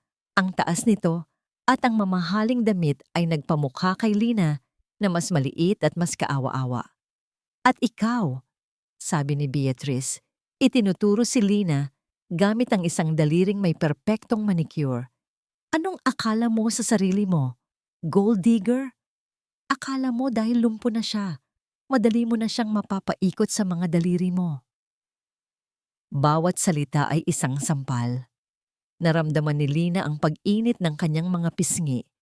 Gusto niyang magsalita, ipagtanggol ang sarili, ngunit walang boses na lumalabas. Niyuko niya ang kanyang ulo, nais na lamang na maglaho. Ang uniforme niya, na dati isang simbolo ng kanyang marangal na trabaho, ay bigla niyang ikinahiya. Tingnan mo nga ang sarili mo. Patuloy ni Beatrice, ang boses ay tumataas na. Mula ulo hanggang paa, amoy probinsya ka. You think this man, Julian Santillan, would ever fall for someone like you? Ginagamit ka lang niya, iha. Pamatid uhaw habang wala ako. Sinabi ng tama na. Sigaw ni Julian. Ang kanyang boses ay umalingaw-ngaw sa buong silid, puno ng galit na hindi pa naririnig ni Lina dati. Ngunit si Beatrice ay tila isang asong ulol na hindi na mapipigilan. Humarap ito kay Julian, ang mga matay nag-aapoy. Ako ang niloloko mo, Julian. Pagkatapos ng lahat, ipinagpalit mo ako. Dito, tumingin ito muli kay Lina na may sukdulan pandidiri. Sa isang hamak na katulong, ang mga salitang iyon, isang hamak na katulong, iyon na, ang hatol sa kanyang pagkatao. Ngunit bago pa man tuluyang madurog ang puso ni Lina, narinig niya ang boses ni Julian. Hindi ito pasigaw. Ito ay malamig, matatag, at mas matalim pa kaysa sa kahit anong patalim. Huwag na huwag mo siyang tatawaging ganyan. Tumingin si Julian kay Beatrice at sa unang pagkakataon, nakita ni Lina ang tunay na hari ng Hacienda Santillan. Ang kapangyarihan sa mga mata nito ay sapat na para patahimikin ang isang buong boardroom. Umalis ka na, Beatrice. Ano? Halos hindi makapaniwalang tanong ni Beatrice. She is more than you will ever be, sabi ni Julian. Ang boses ay hindi nanginginig. Siya ang nanatili nung umalis ka. Siya ang nag-alaga sa akin nung tinalikuran mo ako. Kaya kung mayroon mang hamak dito, hindi siya yon. Tumayo ang balahibo ni Lina. Ang lalaking akala niya'y nanghihina ay ipinagtatanggol siya sa paraang hindi niya kailanman inakala. Kaya ngayon, pagpapatuloy ni Julian, ang bawat salita ay may bigat. Lumabas ka ng pamamahay ko. Ang mukha ni Beatrice ay namutla, napalitan ng galit at kahihiyan. Tila hindi nito matanggap ang pagkatalo. Tinitigan nito si Julian, pagkatapos ay si Lina. You will regret this, Julian. Banta nito. Ang boses ay nanginginig sa galit. Pagsisisihan na ninyong dalawa ito. Mabilis itong tumalikod at padabog na umalis. Iniwan ang isang katahimikang mas maingay pa kaysa sa sigawan kanina. Naiwan silang dalawa ni Julian. Ang hangin ay puno pa rin ng tensyon. Hindi alam ni Lina kung ano ang sasabihin. Lina, simula ni Julian. Kakailangan ko na pong maglinis, sabi ni Lina. Ginamit ang trabaho bilang isang pananggalang. Kailangan niya ng oras. Kailangan niyang iproseso ang lahat. Ang pagtatanggol ni Julian. Ang halik. Ang kanyang sariling nararamdaman. Mahal ko siya. Ang pag-amin sa kanyang sarili ay dumating na parang isang malinaw na kidlat. Hindi ito awa. Hindi ito utang na loob. Ito ay pag-ibig. Isang pag-ibig na ipinanganak sa gitna ng pag-aalaga at nasaksihan ang katotohanan sa pagtatanggol na yon. Pumunta siya sa study area ni Julian, isang sulok ng malaking silid na puno ng mga libro. Nagsimula siya ng magpunas ng alikabok. Ang kanyang mga galaw ay mekanikal. Ngunit ang kanyang isip ay lumilipad. Habang pinupunasan niya ang isang mataas na estante, hindi sinasadyang natabig niya ang isang makapal na libro na gawa sa katad. Nahulog ito sa sahig na may malakas na kalabog. Blag! Naku! Mabilis siyang yumuko para pulutin ito. Ngunit sa kanyang pagpulot, napansin niya ang isang bagay na kakaiba sa estante kung saan nahulog ang libro. May isang maliit na siwang na hindi dapat naroroon. Kakaiba ang pagkakaukit ng kahoy. Dahil sa kuryosidad, marahan niyang itinulak ang bahaging iyon ng estante. Click! Isang mahinang tunog ng mekanismo ang kanyang narinig. Ang isang buong panel ng estante na puno ng mga pekeng libro ay dahan-dahang umusog paloob. Inilalantad ang isang madilim na espasyo sa likod nito. Nanlaki ang mga mata ni Lina. Sa loob ng sikretong kompartimento, may isang metal na kahon. Nanginginig ang kanyang mga kamay. Ang isang bahagi ng kanyang isip ay nagsasabing, huwag itong pakialaman. Pribadong gamit ito ng kanyang amo. Ngunit ang isa pang bahagi, isang hindi maipaliwanag na kaba, ay nag-uudyok sa kanya na alamin ang laman nito. Dahan-dahan, kinuha niya ang kahon. Hindi ito nakalock. Nagbuntong hininga siya at dahan-dahan itong binuksan. Ang kanyang puso ay halos tumigil sa pagtibok. Sa loob, hindi pera o alahas ang laman. Ito ay isang folder na puno ng mga dokumento. Sa ibabaw ng lahat ay isang papel na may titulong Proyekto Aurora, Operational Blueprint. Dahil sa panginginig, binuklat niya ang mga pahina. Ang kanyang mga mata ay mabilis na tumakbo sa mga nakasulat na salita at habang nagbabasa siya, ang bawat salita ay parang isang punyal na sumasaksak sa kanyang puso. Phase 1. Vehicle Tampering Simulation. Target Vehicle. Black SUV. Plate number JACE-08. To be executed by C. Valdez. Ensure minimal impact. Maximum visual effect. Objective. Create a believable accident scene without causing actual physical harm to the subject. J. Santillan. Phase 2. Medical collaboration. Dr. Reyes, no relation, to provide initial false diagnosis of severe spinal trauma, diagnosis to be relayed to Miss Beatrice Valderrama. Objective: test loyalty and intentions of the subject's fiancé. Phase 3. Surveillance and analysis. Monitor all communications of B. Valderrama and E. Santillan. Ang bawat linya, bawat detalye ay isang piraso ng isang masalimuot at malupit na plano. Isang script, isang dula. Ang aksidente. Ang diagnosis. Lahat ay isang palabas. Sa ilalim ng mga dokumento, mayroon pang isang burner phone, isang simpleng teleponong ginagamit para sa mga lihim na tawag, at isang maliit, itim na notebook. Nanginginig niyang kinuha ang notebook. Ito ay isang talaarawan. Ang sulat kamay ay pamilyar. Ito ang sulat kamay ni Julian. Ang unang entry ay may petsang 1 linggo bago ang aksidente. They are all vultures circling. Beatrice with her endless wants. Eduardo with his hungry eyes. They don't love me. They love what I have. I will burn this kingdom to the ground just to find one person who will stay and sift through the ashes for me. Ang mga salita ay puno ng pait at pag-iisa. Ngunit habang binubuklat niya ang mga pahina, nag-iba ang tono. Ang mga entry ay naging mas maikli, mas personal. The new girl, Lina. There's a sincerity in her eyes. It's unsettling. She told me about her brother today. For a moment, I forgot I was acting. I forgot about the pain I was supposed to be feeling. Hate this. I hate lying to her. Every time she looks at me with pity, it feels like a knife turning in my gut. This was supposed to be a test for them, not a punishment for me. At ang huling entry na isinulat ilang gabi lang ang nakalipas. I think I'm falling in love with her. God help me. How do I end this game when my own heart has become a player? Ang notebook ay nahulog mula sa kanyang mga kamay. Ang hangin ay tila naubos sa kanyang baga. Ang silid ay biglang umikot. Napahawak siya sa estante para masuportahan ang sarili. Ang lahat ay isang kasinungalingan. Ang kanyang pag-aalaga, ang kanyang awa, ang kanyang mga gabing walang tulog sa pag-aalala, ang bawat patak ng kanyang luha. Lahat ay nasayang sa isang lalaking nagpapanggap lang pala. Ang pag-amin nito kanina, ang halik, ang mga salitang mahal kita.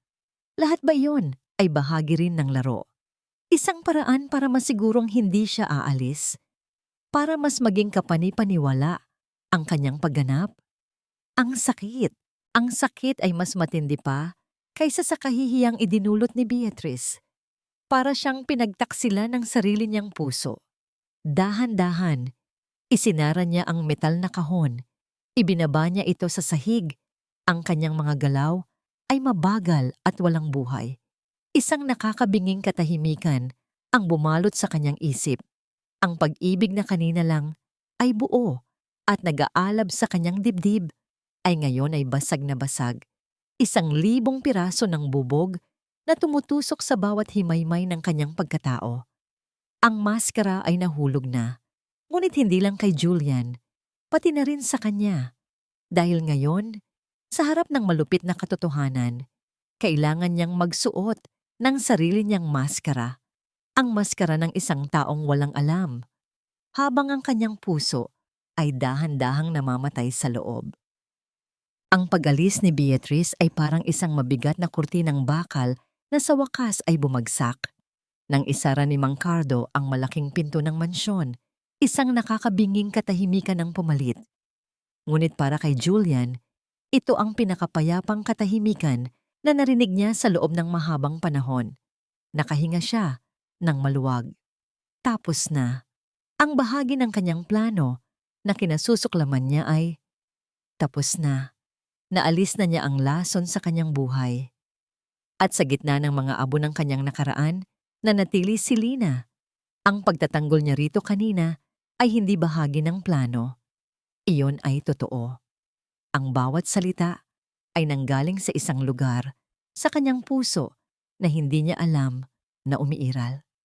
At ang halik, ang pag-amin, iyon ang pinakatotoong bagay na ginawa niya sa loob ng maraming buwan.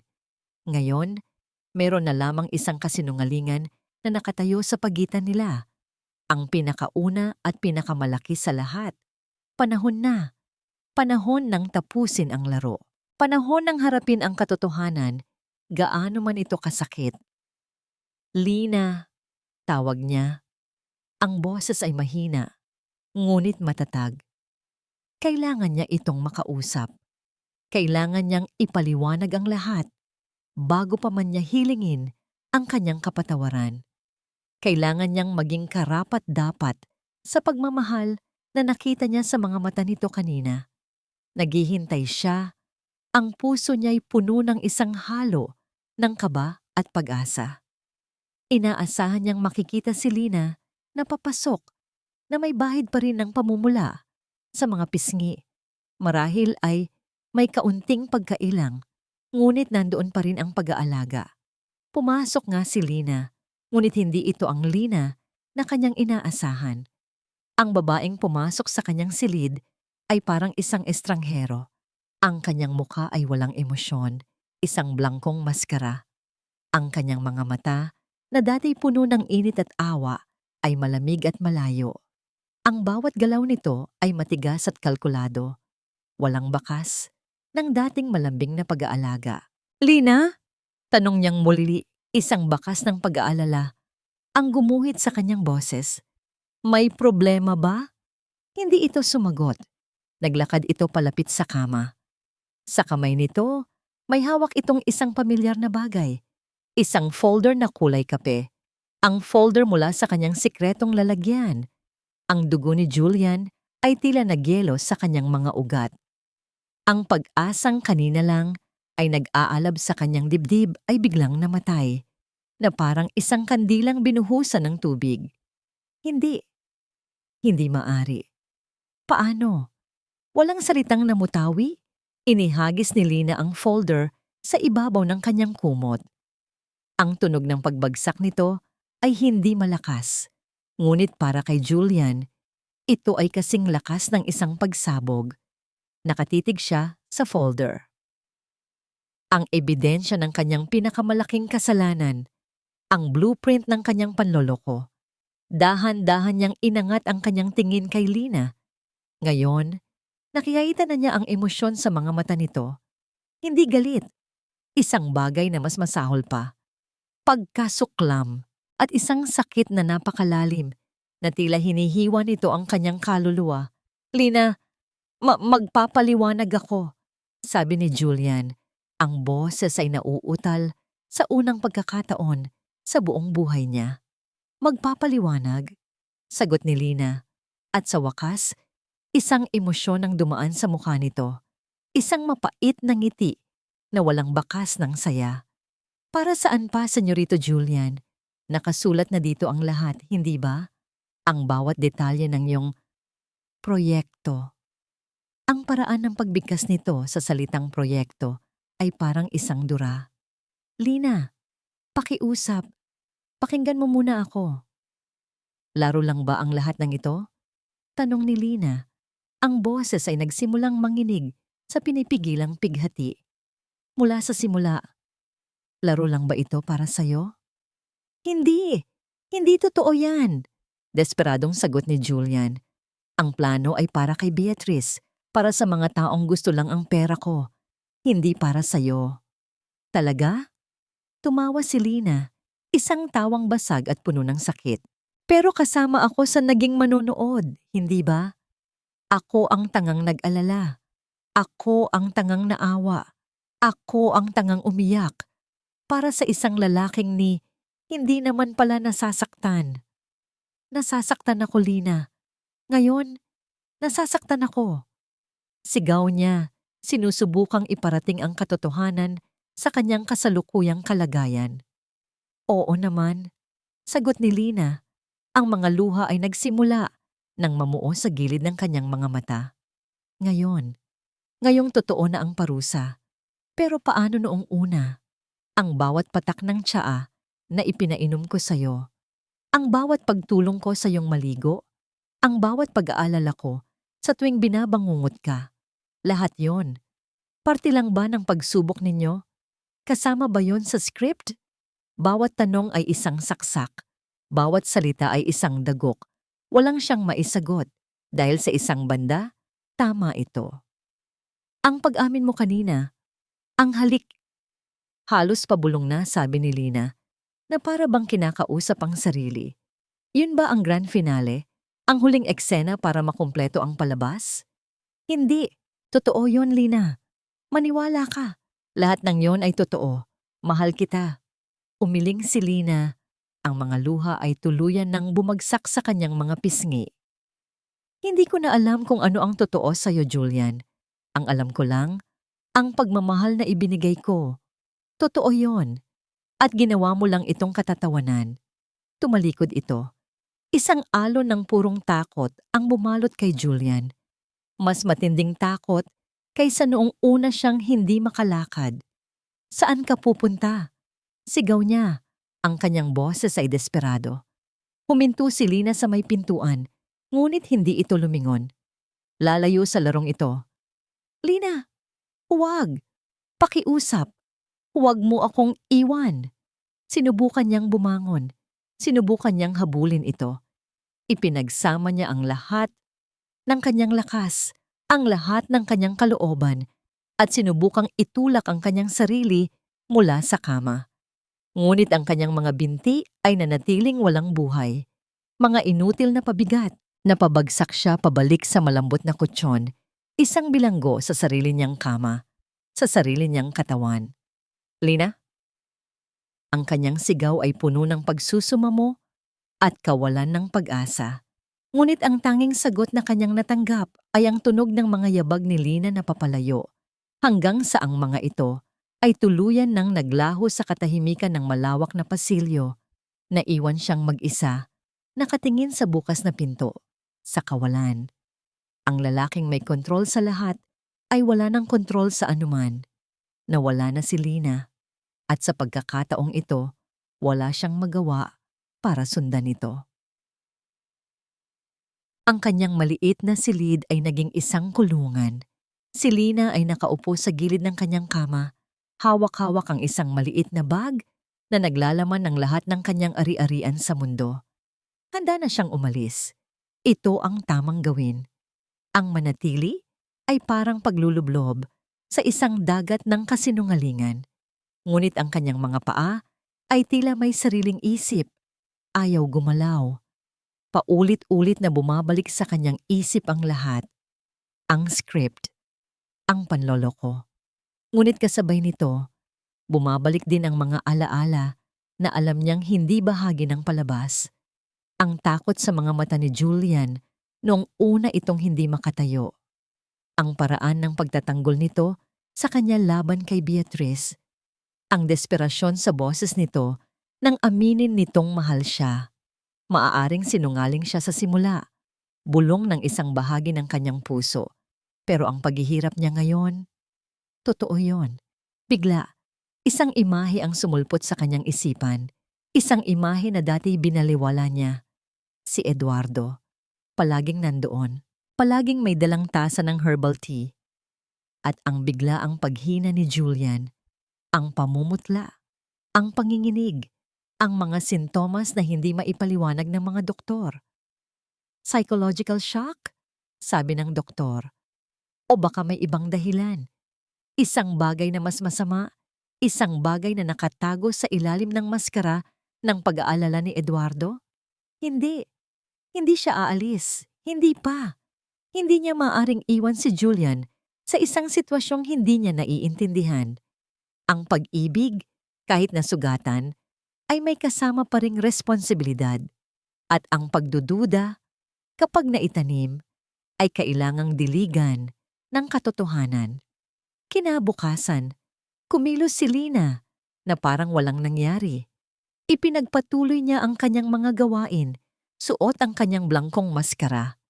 Ngunit sa ilalim nito, ang kanyang isip ay nagtatrabaho Bumubuo ng isang mapanganib na plano. Gaya ng inaasahan, dumating si Eduardo. Dala ang nakagawiang flask ng mainit na tsa. Ako na po ang magdadala, Sir Eduardo. Alok ni Lina. Pilit nang ngumingiti. Para po mainit pa kapag ininom ni Senyorito. Nagulat man, pumayag si Eduardo. Sa daan papunta sa silid ni Julian, dumaan muna si Lina sa kusina. Sa isang mabilis na kilos na walang nakakakita, nagsalin siya ng kaunting tsa sa isang maliit at malinis na bote ng gamot. Ang natira ay ibinigay niya kay Julian na may kasamang babala sa kanyang mga mata na hindi naintindihan ng lalaki. Huwag niyo po munang iinumin, sir. Masyado pa pong mainit. Isang kodigo na sana'y maintindihan nito. Nang hapong iyon, nagdahilan siyang kailangan niyang pumunta sa bayan para bumili ng personal na gamit. Dinala niya ang maliit na bote. Tumawag siya sa kanyang pinsan, isang nag-aaral ng medical technology sa isang maliit na klinika sa Bacolod. Mylene? Si Lina to, sabi niya sa telepono. Ang boses ay nanginginig. May ipapasuri sana ako sa'yo. Isang sample. Pwede mo bang tingnan kung may halong chemical? Kahit anong kakaiba. Importante to, pakiusap. Ang bawat oras na lumilipas ng walang Lina ay isang uri ng impyerno. Ang mansyon ay naging isang mausoleo at siya ang bangkay na nakahimlay sa gitna nito. Ang kanyang mga binti ay nanatiling mga piraso ng bato. Sinubukan niyang muli. At muli. At muli. Ipinikit niya ang kanyang mga mata. Iniisip ang mukha ni Lina. Ginagamit ang sakit ng kanyang pag-alis bilang panggatong. Galaw. Utos niya sa kanyang mga binti. Kailangan ko kayong gumalaw. Ngunit wala. Tanging ang pawis sa kanyang noo at ang pag-igting ng kanyang mga braso ang nagpapatunay sa kanyang walang saysay na pagsisikap. Ang hari ay tuluyan ng bumagsak at ang pinakamasakit, siya mismo ang naghukay ng sarili niyang libingan. Lina, bumalik ka. Patawarin mo ako. Ang mga salitang iyon ay isang sirang dasal sa kanyang isipan. Gabi na nang matanggap niya ang text. Ang kanyang telepono ay nag-vibrate sa kanyang bulsa habang siya ay pabalik na sa hacienda.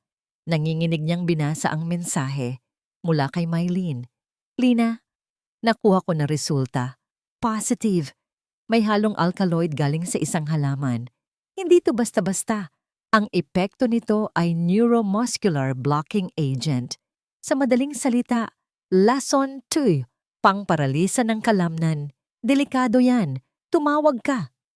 Ang mga salita ay tumalon mula sa screen at sumampal sa kanya. Lason, pangparalisa.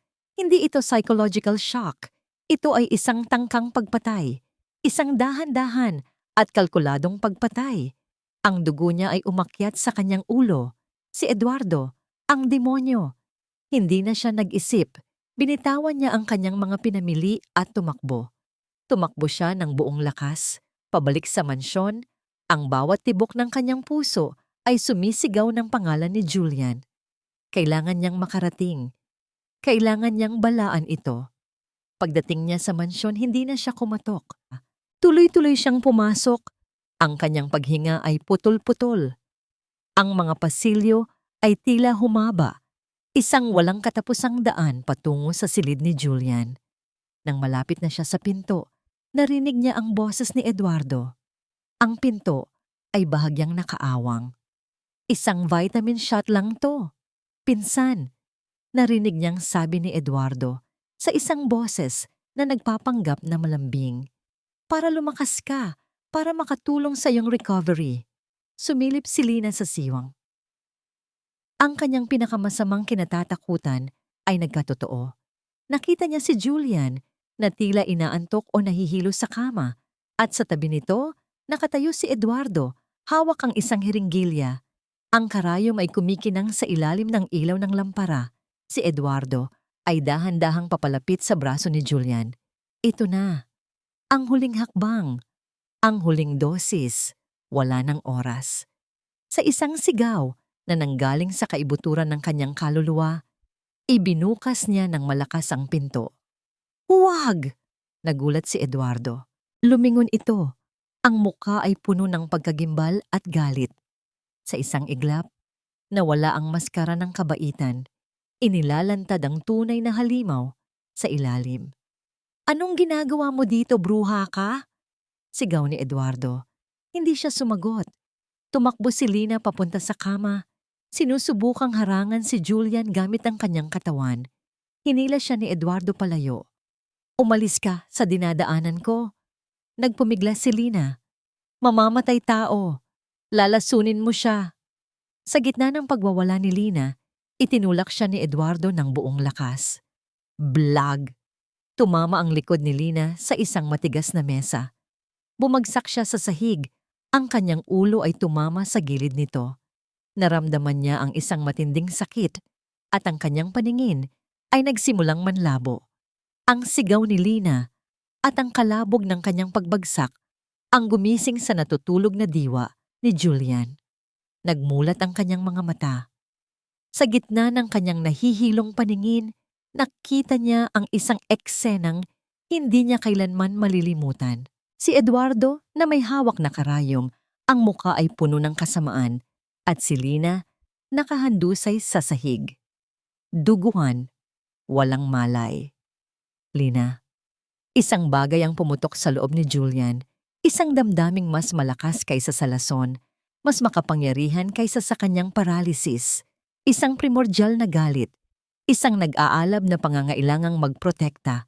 Ang babaeng mahal niya ay nakapanganib dahil sa kanya. "Tumayo ka!"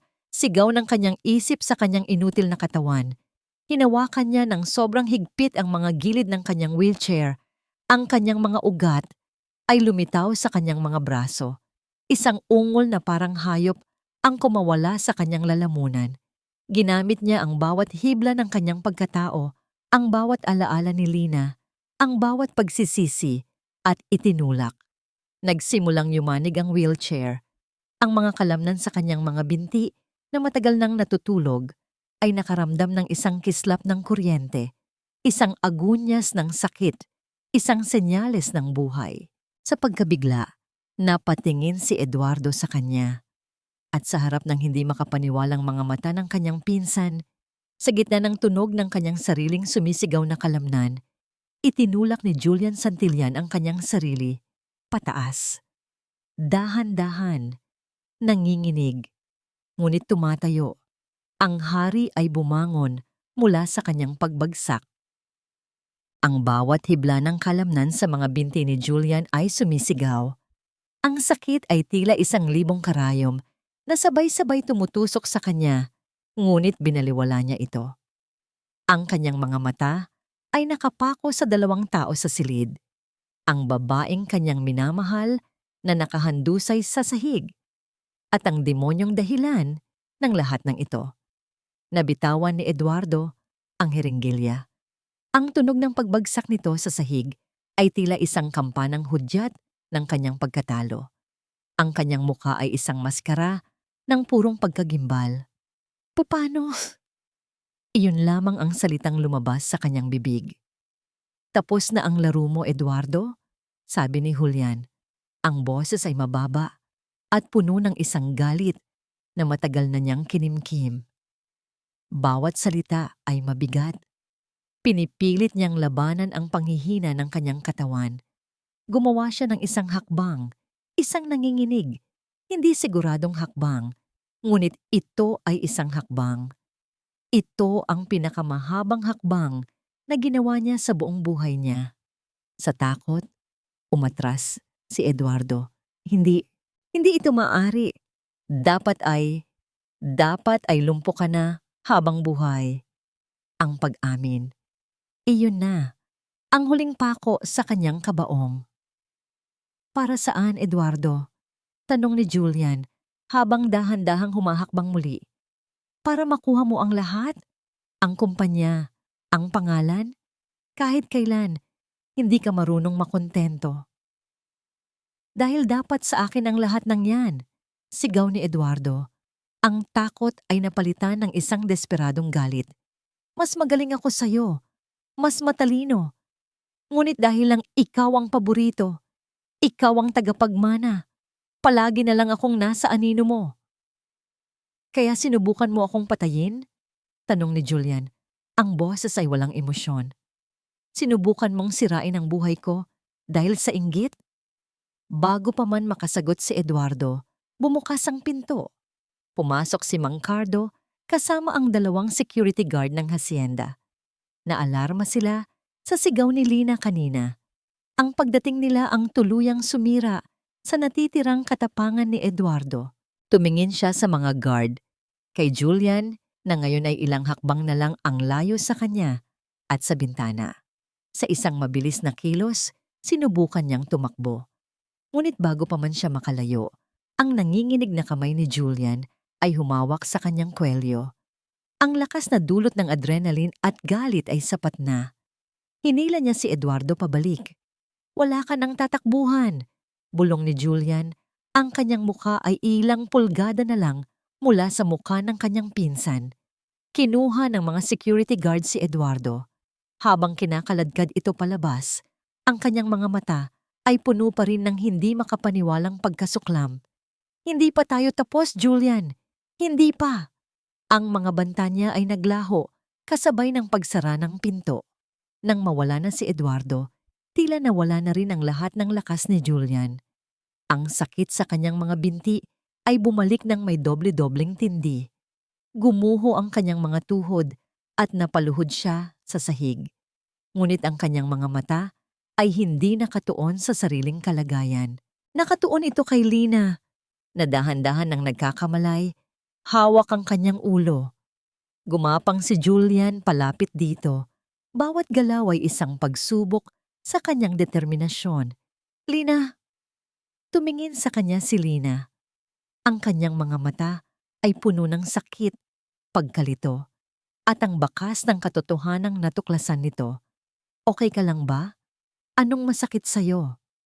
Tanong ni Julian. Ang boses ay puno ng pag-aalala. Sa halip na sumagot, umupo si Lina. Tinitigan niya si Julian, ang lalaking nakatayo kanina. Ngayon ay nakaluhod sa kanyang harapan. Ang bayani at ang sinungaling, magkahalo sa isang katauhan. Ang katahimikan sa pagitan nila ay mas mabigat kaysa sa kahit anong sigaw. Nawala na ang panganib. Ang natira na lamang ay ang mga guho ng kanilang mga puso. Totoo ba, Julian? Tanong ni Lina sa wakas.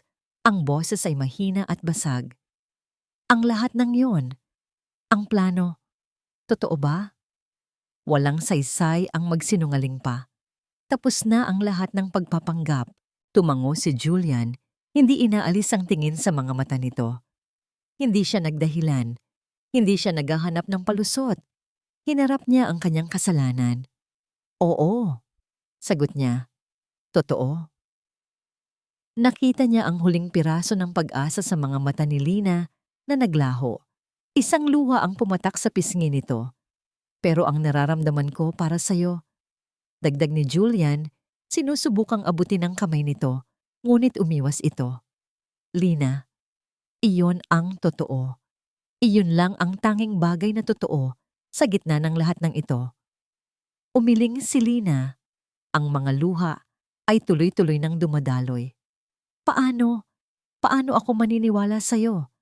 Ang buong pundasyon ng kung anong mayroon tayo, nakatayo sa isang kasinungalingan.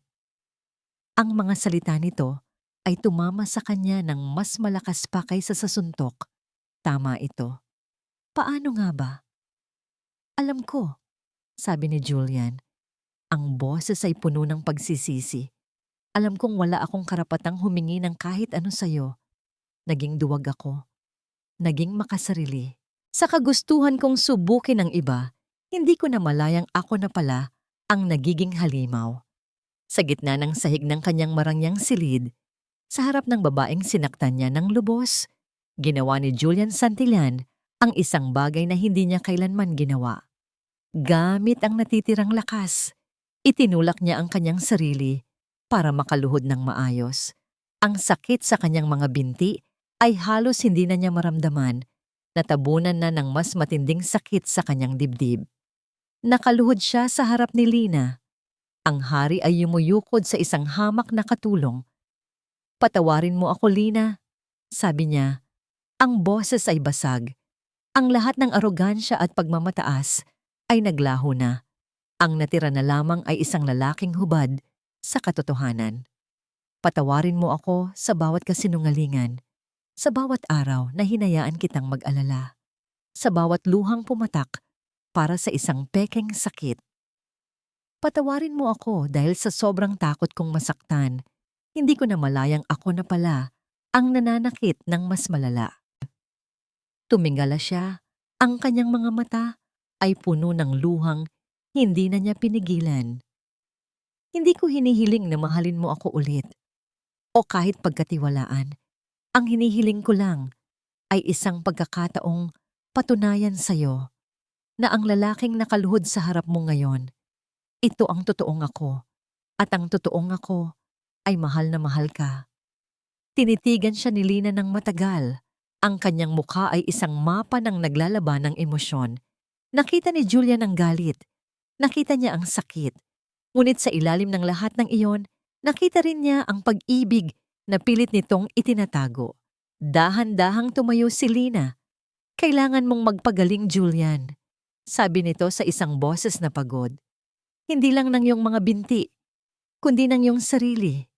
"Paano ka?" tanong ni Julian. Ang takot ay muling bumabalik. "Aalis ka ba?"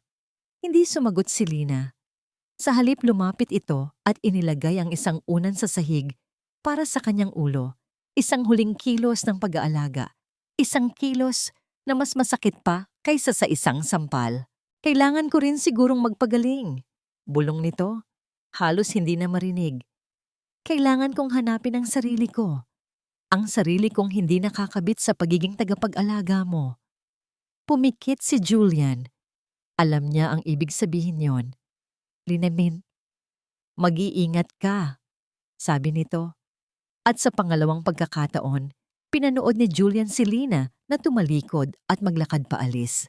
Ngunit sa pagkakataong ito, walang sigaw, walang pakiusap, tanging isang tahimik na pagtanggap. Naiwan siyang nakaluhod sa gitna ng kanyang malawak at malamig na silid. Napapaligiran ng yaman, ngunit mas mahirap pa kaysa dati. Dahil sa wakas, nahanap na niya ang kanyang kayamanan. At sa parehong iglap, nawala rin ito sa kanya. Ang pagbangon ng kanyang mga binti ay ang simula ng pinakamabigat na pagbagsak ng kanyang puso. 6 na buwan. 6 na buwan na parang 6 na taon. Ang unang ilang linggo, matapos umalis si Lina, ay isang blangkong pahina. Ang paggaling ng kanyang mga binti ay naging isang mekanikal na proseso. Physical therapy sa umaga, mga pulong sa negosyo sa hapon. Bumalik siya sa trono ng Santillan Prime Holdings, ngunit ang corona ay mas mabigat kaysa dati. Ngunit may nagbago sa kanya. Ang dating Julian Santillan ay magpapakulong kay Eduardo at hahayaang mabulok ito sa bilangguan. Ang bagong Julian ay tinitiyak na makakakuha ito ng psychological help habang nagbabayad sa kanyang mga kasalanan. Ang dating Julian ay magagalit sa pagbaba ng kita ng kumpanya. Ang bagong Julian ay nakatayo ngayon sa harap ng board of directors, ipinaglalaban ang pagtaas ng sahod at benepisyo ng mga manggagawa sa tubuhan. Ang tunay na yaman ng hasyenda ay hindi nasa tubo, sabi niya sa isang pagpupulong na ikinagulat ng lahat. Nasa mga taong nagtatanim at nag-aani nito. Isang araw, habang nirerepaso ang mga lumang dokumento ng kanyang ina, natuklasan niya ang isang folder na may pangalang Munting Tulong. Sa loob, nakita niya ang mga resibo ng mga perang ipinadadala sa isang pamilya sa isang maliit na baryo, ang pamilya Reyes. Nakita niya ang pangalan ni Aling Nena. Naintindihan niya ang lahat, ang utang na loob, ang lalim ng kabutihan ni Lina. Sa parehong araw, itinatag niya ang Eliana Santillan Educational Foundation, isang scholarship program para sa mga anak ng lahat ng manggagawa sa hasyenda. Isang paraan para bigyang pugay ang 2 babaeng nagturo sa kanya kung ano ang tunay na halaga ng pagtulong, ang kanyang ina at si Lina. Ngunit sa kabila ng lahat ng pagbabago, sa bawat gabi, ang mansyon ay nananatiling malaki at walang laman. Ang bawat sulok ay may anino ni Lina. Ang bawat huni ng hangin ay tila bumubulong ng kanyang pangalan. Alam niyang hindi sapat ang pagbabago. Kailangan niya ng pagpapatawad at handa na siyang gawin ang lahat para makuha ito. Ang hangin sa probinsya ay may dalang amoy ng kalayaan. Bumalik si Lina sa kanilang maliit na bahay, hindi bilang isang talunan, kundi bilang isang taong nakahanap ng sarili. Ang perang naipon niya, na dati para lamang sa kapatid niya, ay ginamit niya bilang puhunan. Sa tulong ng kanyang kapatid na si Leo, nagtayo sila ng isang maliit na panaderya sa harap ng kanilang bahay. Lina's Pan de Vida. Iyon ang ipinangalan niya rito. Sa simula, mahirap. Ngunit ang bawat piraso ng tinapay na kanyang niluluto ay may kasamang pagmamahal. Ang kanyang pandesal ay malambot, ang kanyang ensaymada ay malinamnam. Unti-unti, nakilala ang kanyang panaderya sa kanilang lugar. Ang bawat pagmasa niya ng harina ay isang paraan ng paghilom. Dito, siya si Lina, ang panadera. Hindi ang katulong, hindi ang biktima ng isang kasinungalingan. Isang araw, dumating ang isang sulat mula sa Eliana Santillan Educational Foundation. Nakasaad dito na ang kanyang kapatid na si Leo Reyes ay ang pinakaunang scholar ng pundasyon na sasagutin ang lahat ng kanyang gastos hanggang sa makapagtapos ito ng kolehiyo. Naiyak si Lina habang binabasa ang sulat. Hindi ito pera. Ito ay isang kilos, isang pagpapakita ng pagbabago, isang pagpapatunay na ang lalaking minahal niya ay may mabuting puso sa kabila ng lahat. Ngunit sapat na ba yon? Isang hapon, habang nag-aayos siya ng mga bagong lutong tinapay sa estante, isang pamilyar na anino ang tumabon sa kanya. Amoy bagong lutong tinapay, sabi ng isang boses na halos isang taon na niyang hindi naririnig ng personal. Ang paborito kong amoy. Dahan-dahan siyang lumingon. Doon, nakatayo si Julian Santillan, hindi nakasuot ng mamahaling suit, kundi isang simpleng polo shirt at maong. Walang driver, walang bodyguard, mag-isa lang siya. Sa kanyang kamay, may dala itong isang bungkos ng mga bulaklak na pinitas lang sa tabi-tabi, ilang gumamela, santan, at ilang ligaw na talahib. Hindi sila nagsalita ng ilang sandali. Tinitingnan lang ang isa't isa, sinusukat ang distansya at ang mga pagbabagong idinulot ng panahon. Julian, iyon lang ang nasabi ni Lina. Lina, sagot ni Julian. Isang maliit na ngiti ang sumilay sa kanyang mga labi. Mas maganda ka pa sa huli nating pagkikita. Pumasok si Julian sa maliit na tindahan. Hindi siya umupo na parang isang hari. Sa halip, pinagmasdan niya ang paligid, ang bawat detalye na may paghanga. Hindi ako naparito para humingi ng tawad dahil alam kong paulit-ulit ko nang ginawa iyon sa isip ko. Simula ni Julian. At hindi rin ako naparito para mangako ng kastilyo o ng kayamanan. Tumingin ito ng diretso sa kanyang mga mata. Naparito ako para magpakilala. Ulit. Inilahad nito ang kanyang kamay. Ako si Julian, isang lalaking nagkamali ng malaki. Isang lalaking natututong maging mas mabuting tao. At isang lalaking hindi tumigil sa pagmamahal sa isang matapang na panadera mula noong araw na umalis ito. Napaluha si Lina. Ngunit sa pagkakataong ito, hindi ito luha ng sakit, kundi luha ng pag-asa. Hindi ko ipapangako na hindi na ako magkakamali. Pagpapatuloy ni Julian. Pero ipinapangako ko, hinding-hindi na ako muling magsisinungaling sa'yo. Hinding-hindi ko nasasaktan ang puso mo. Inilapag nito ang mga bulaklak sa mesa. Gusto ko lang malaman. Kung pwede ba akong manligaw? Sa tamang paraan, walang laro, walang pagpapanggap. Tayong dalawa lang. Simula sa simula. Tumingin si Lina sa paligid, sa kanyang maliit na panaderya, sa kanyang kapatid na masayang nag-aaral sa di kalayuan, sa lalaking nasa harap niya na naglakbay ng malayo para lang magpakumbaba. Ito ang kanyang buhay. Ito ang kanyang pangarap.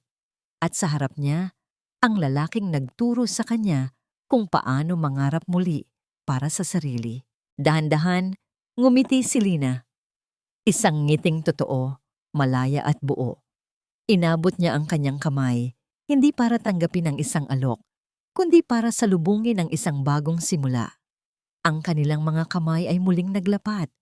Sa pagkakataong ito, walang pagkukunwari, walang bigat ng kasalanan, tanging ang init ng isang pag-ibig na sinubok ng apoy at lumabas na mas matatag at mas dalisay.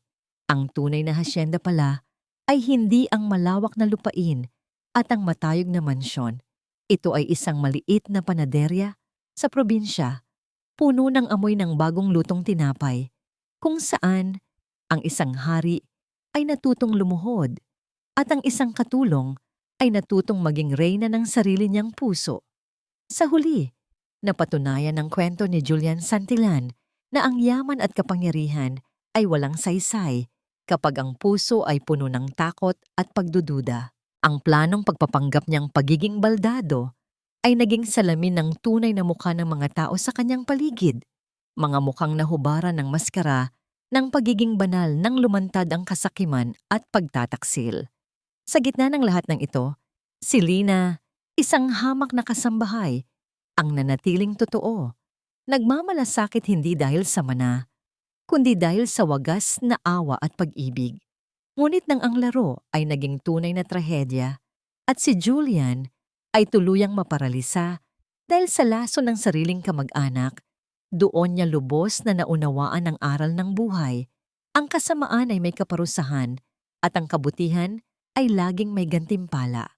Sa pagtanggap niya ng katotohanan at paghingi ng tawad, natagpuan niya ang tunay na kaligtasan, isang bagong simula na binuo sa katapatan at kapatawaran.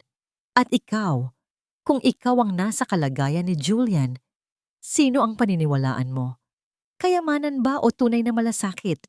Sana ay nasa mabuti kang kalagayan ngayon. Huwag kang mag-atubiling magbahagi ng saloobin mo. Nandito ang channel para makinig, umunawa, at samahan ka sa bawat kwento ng buhay.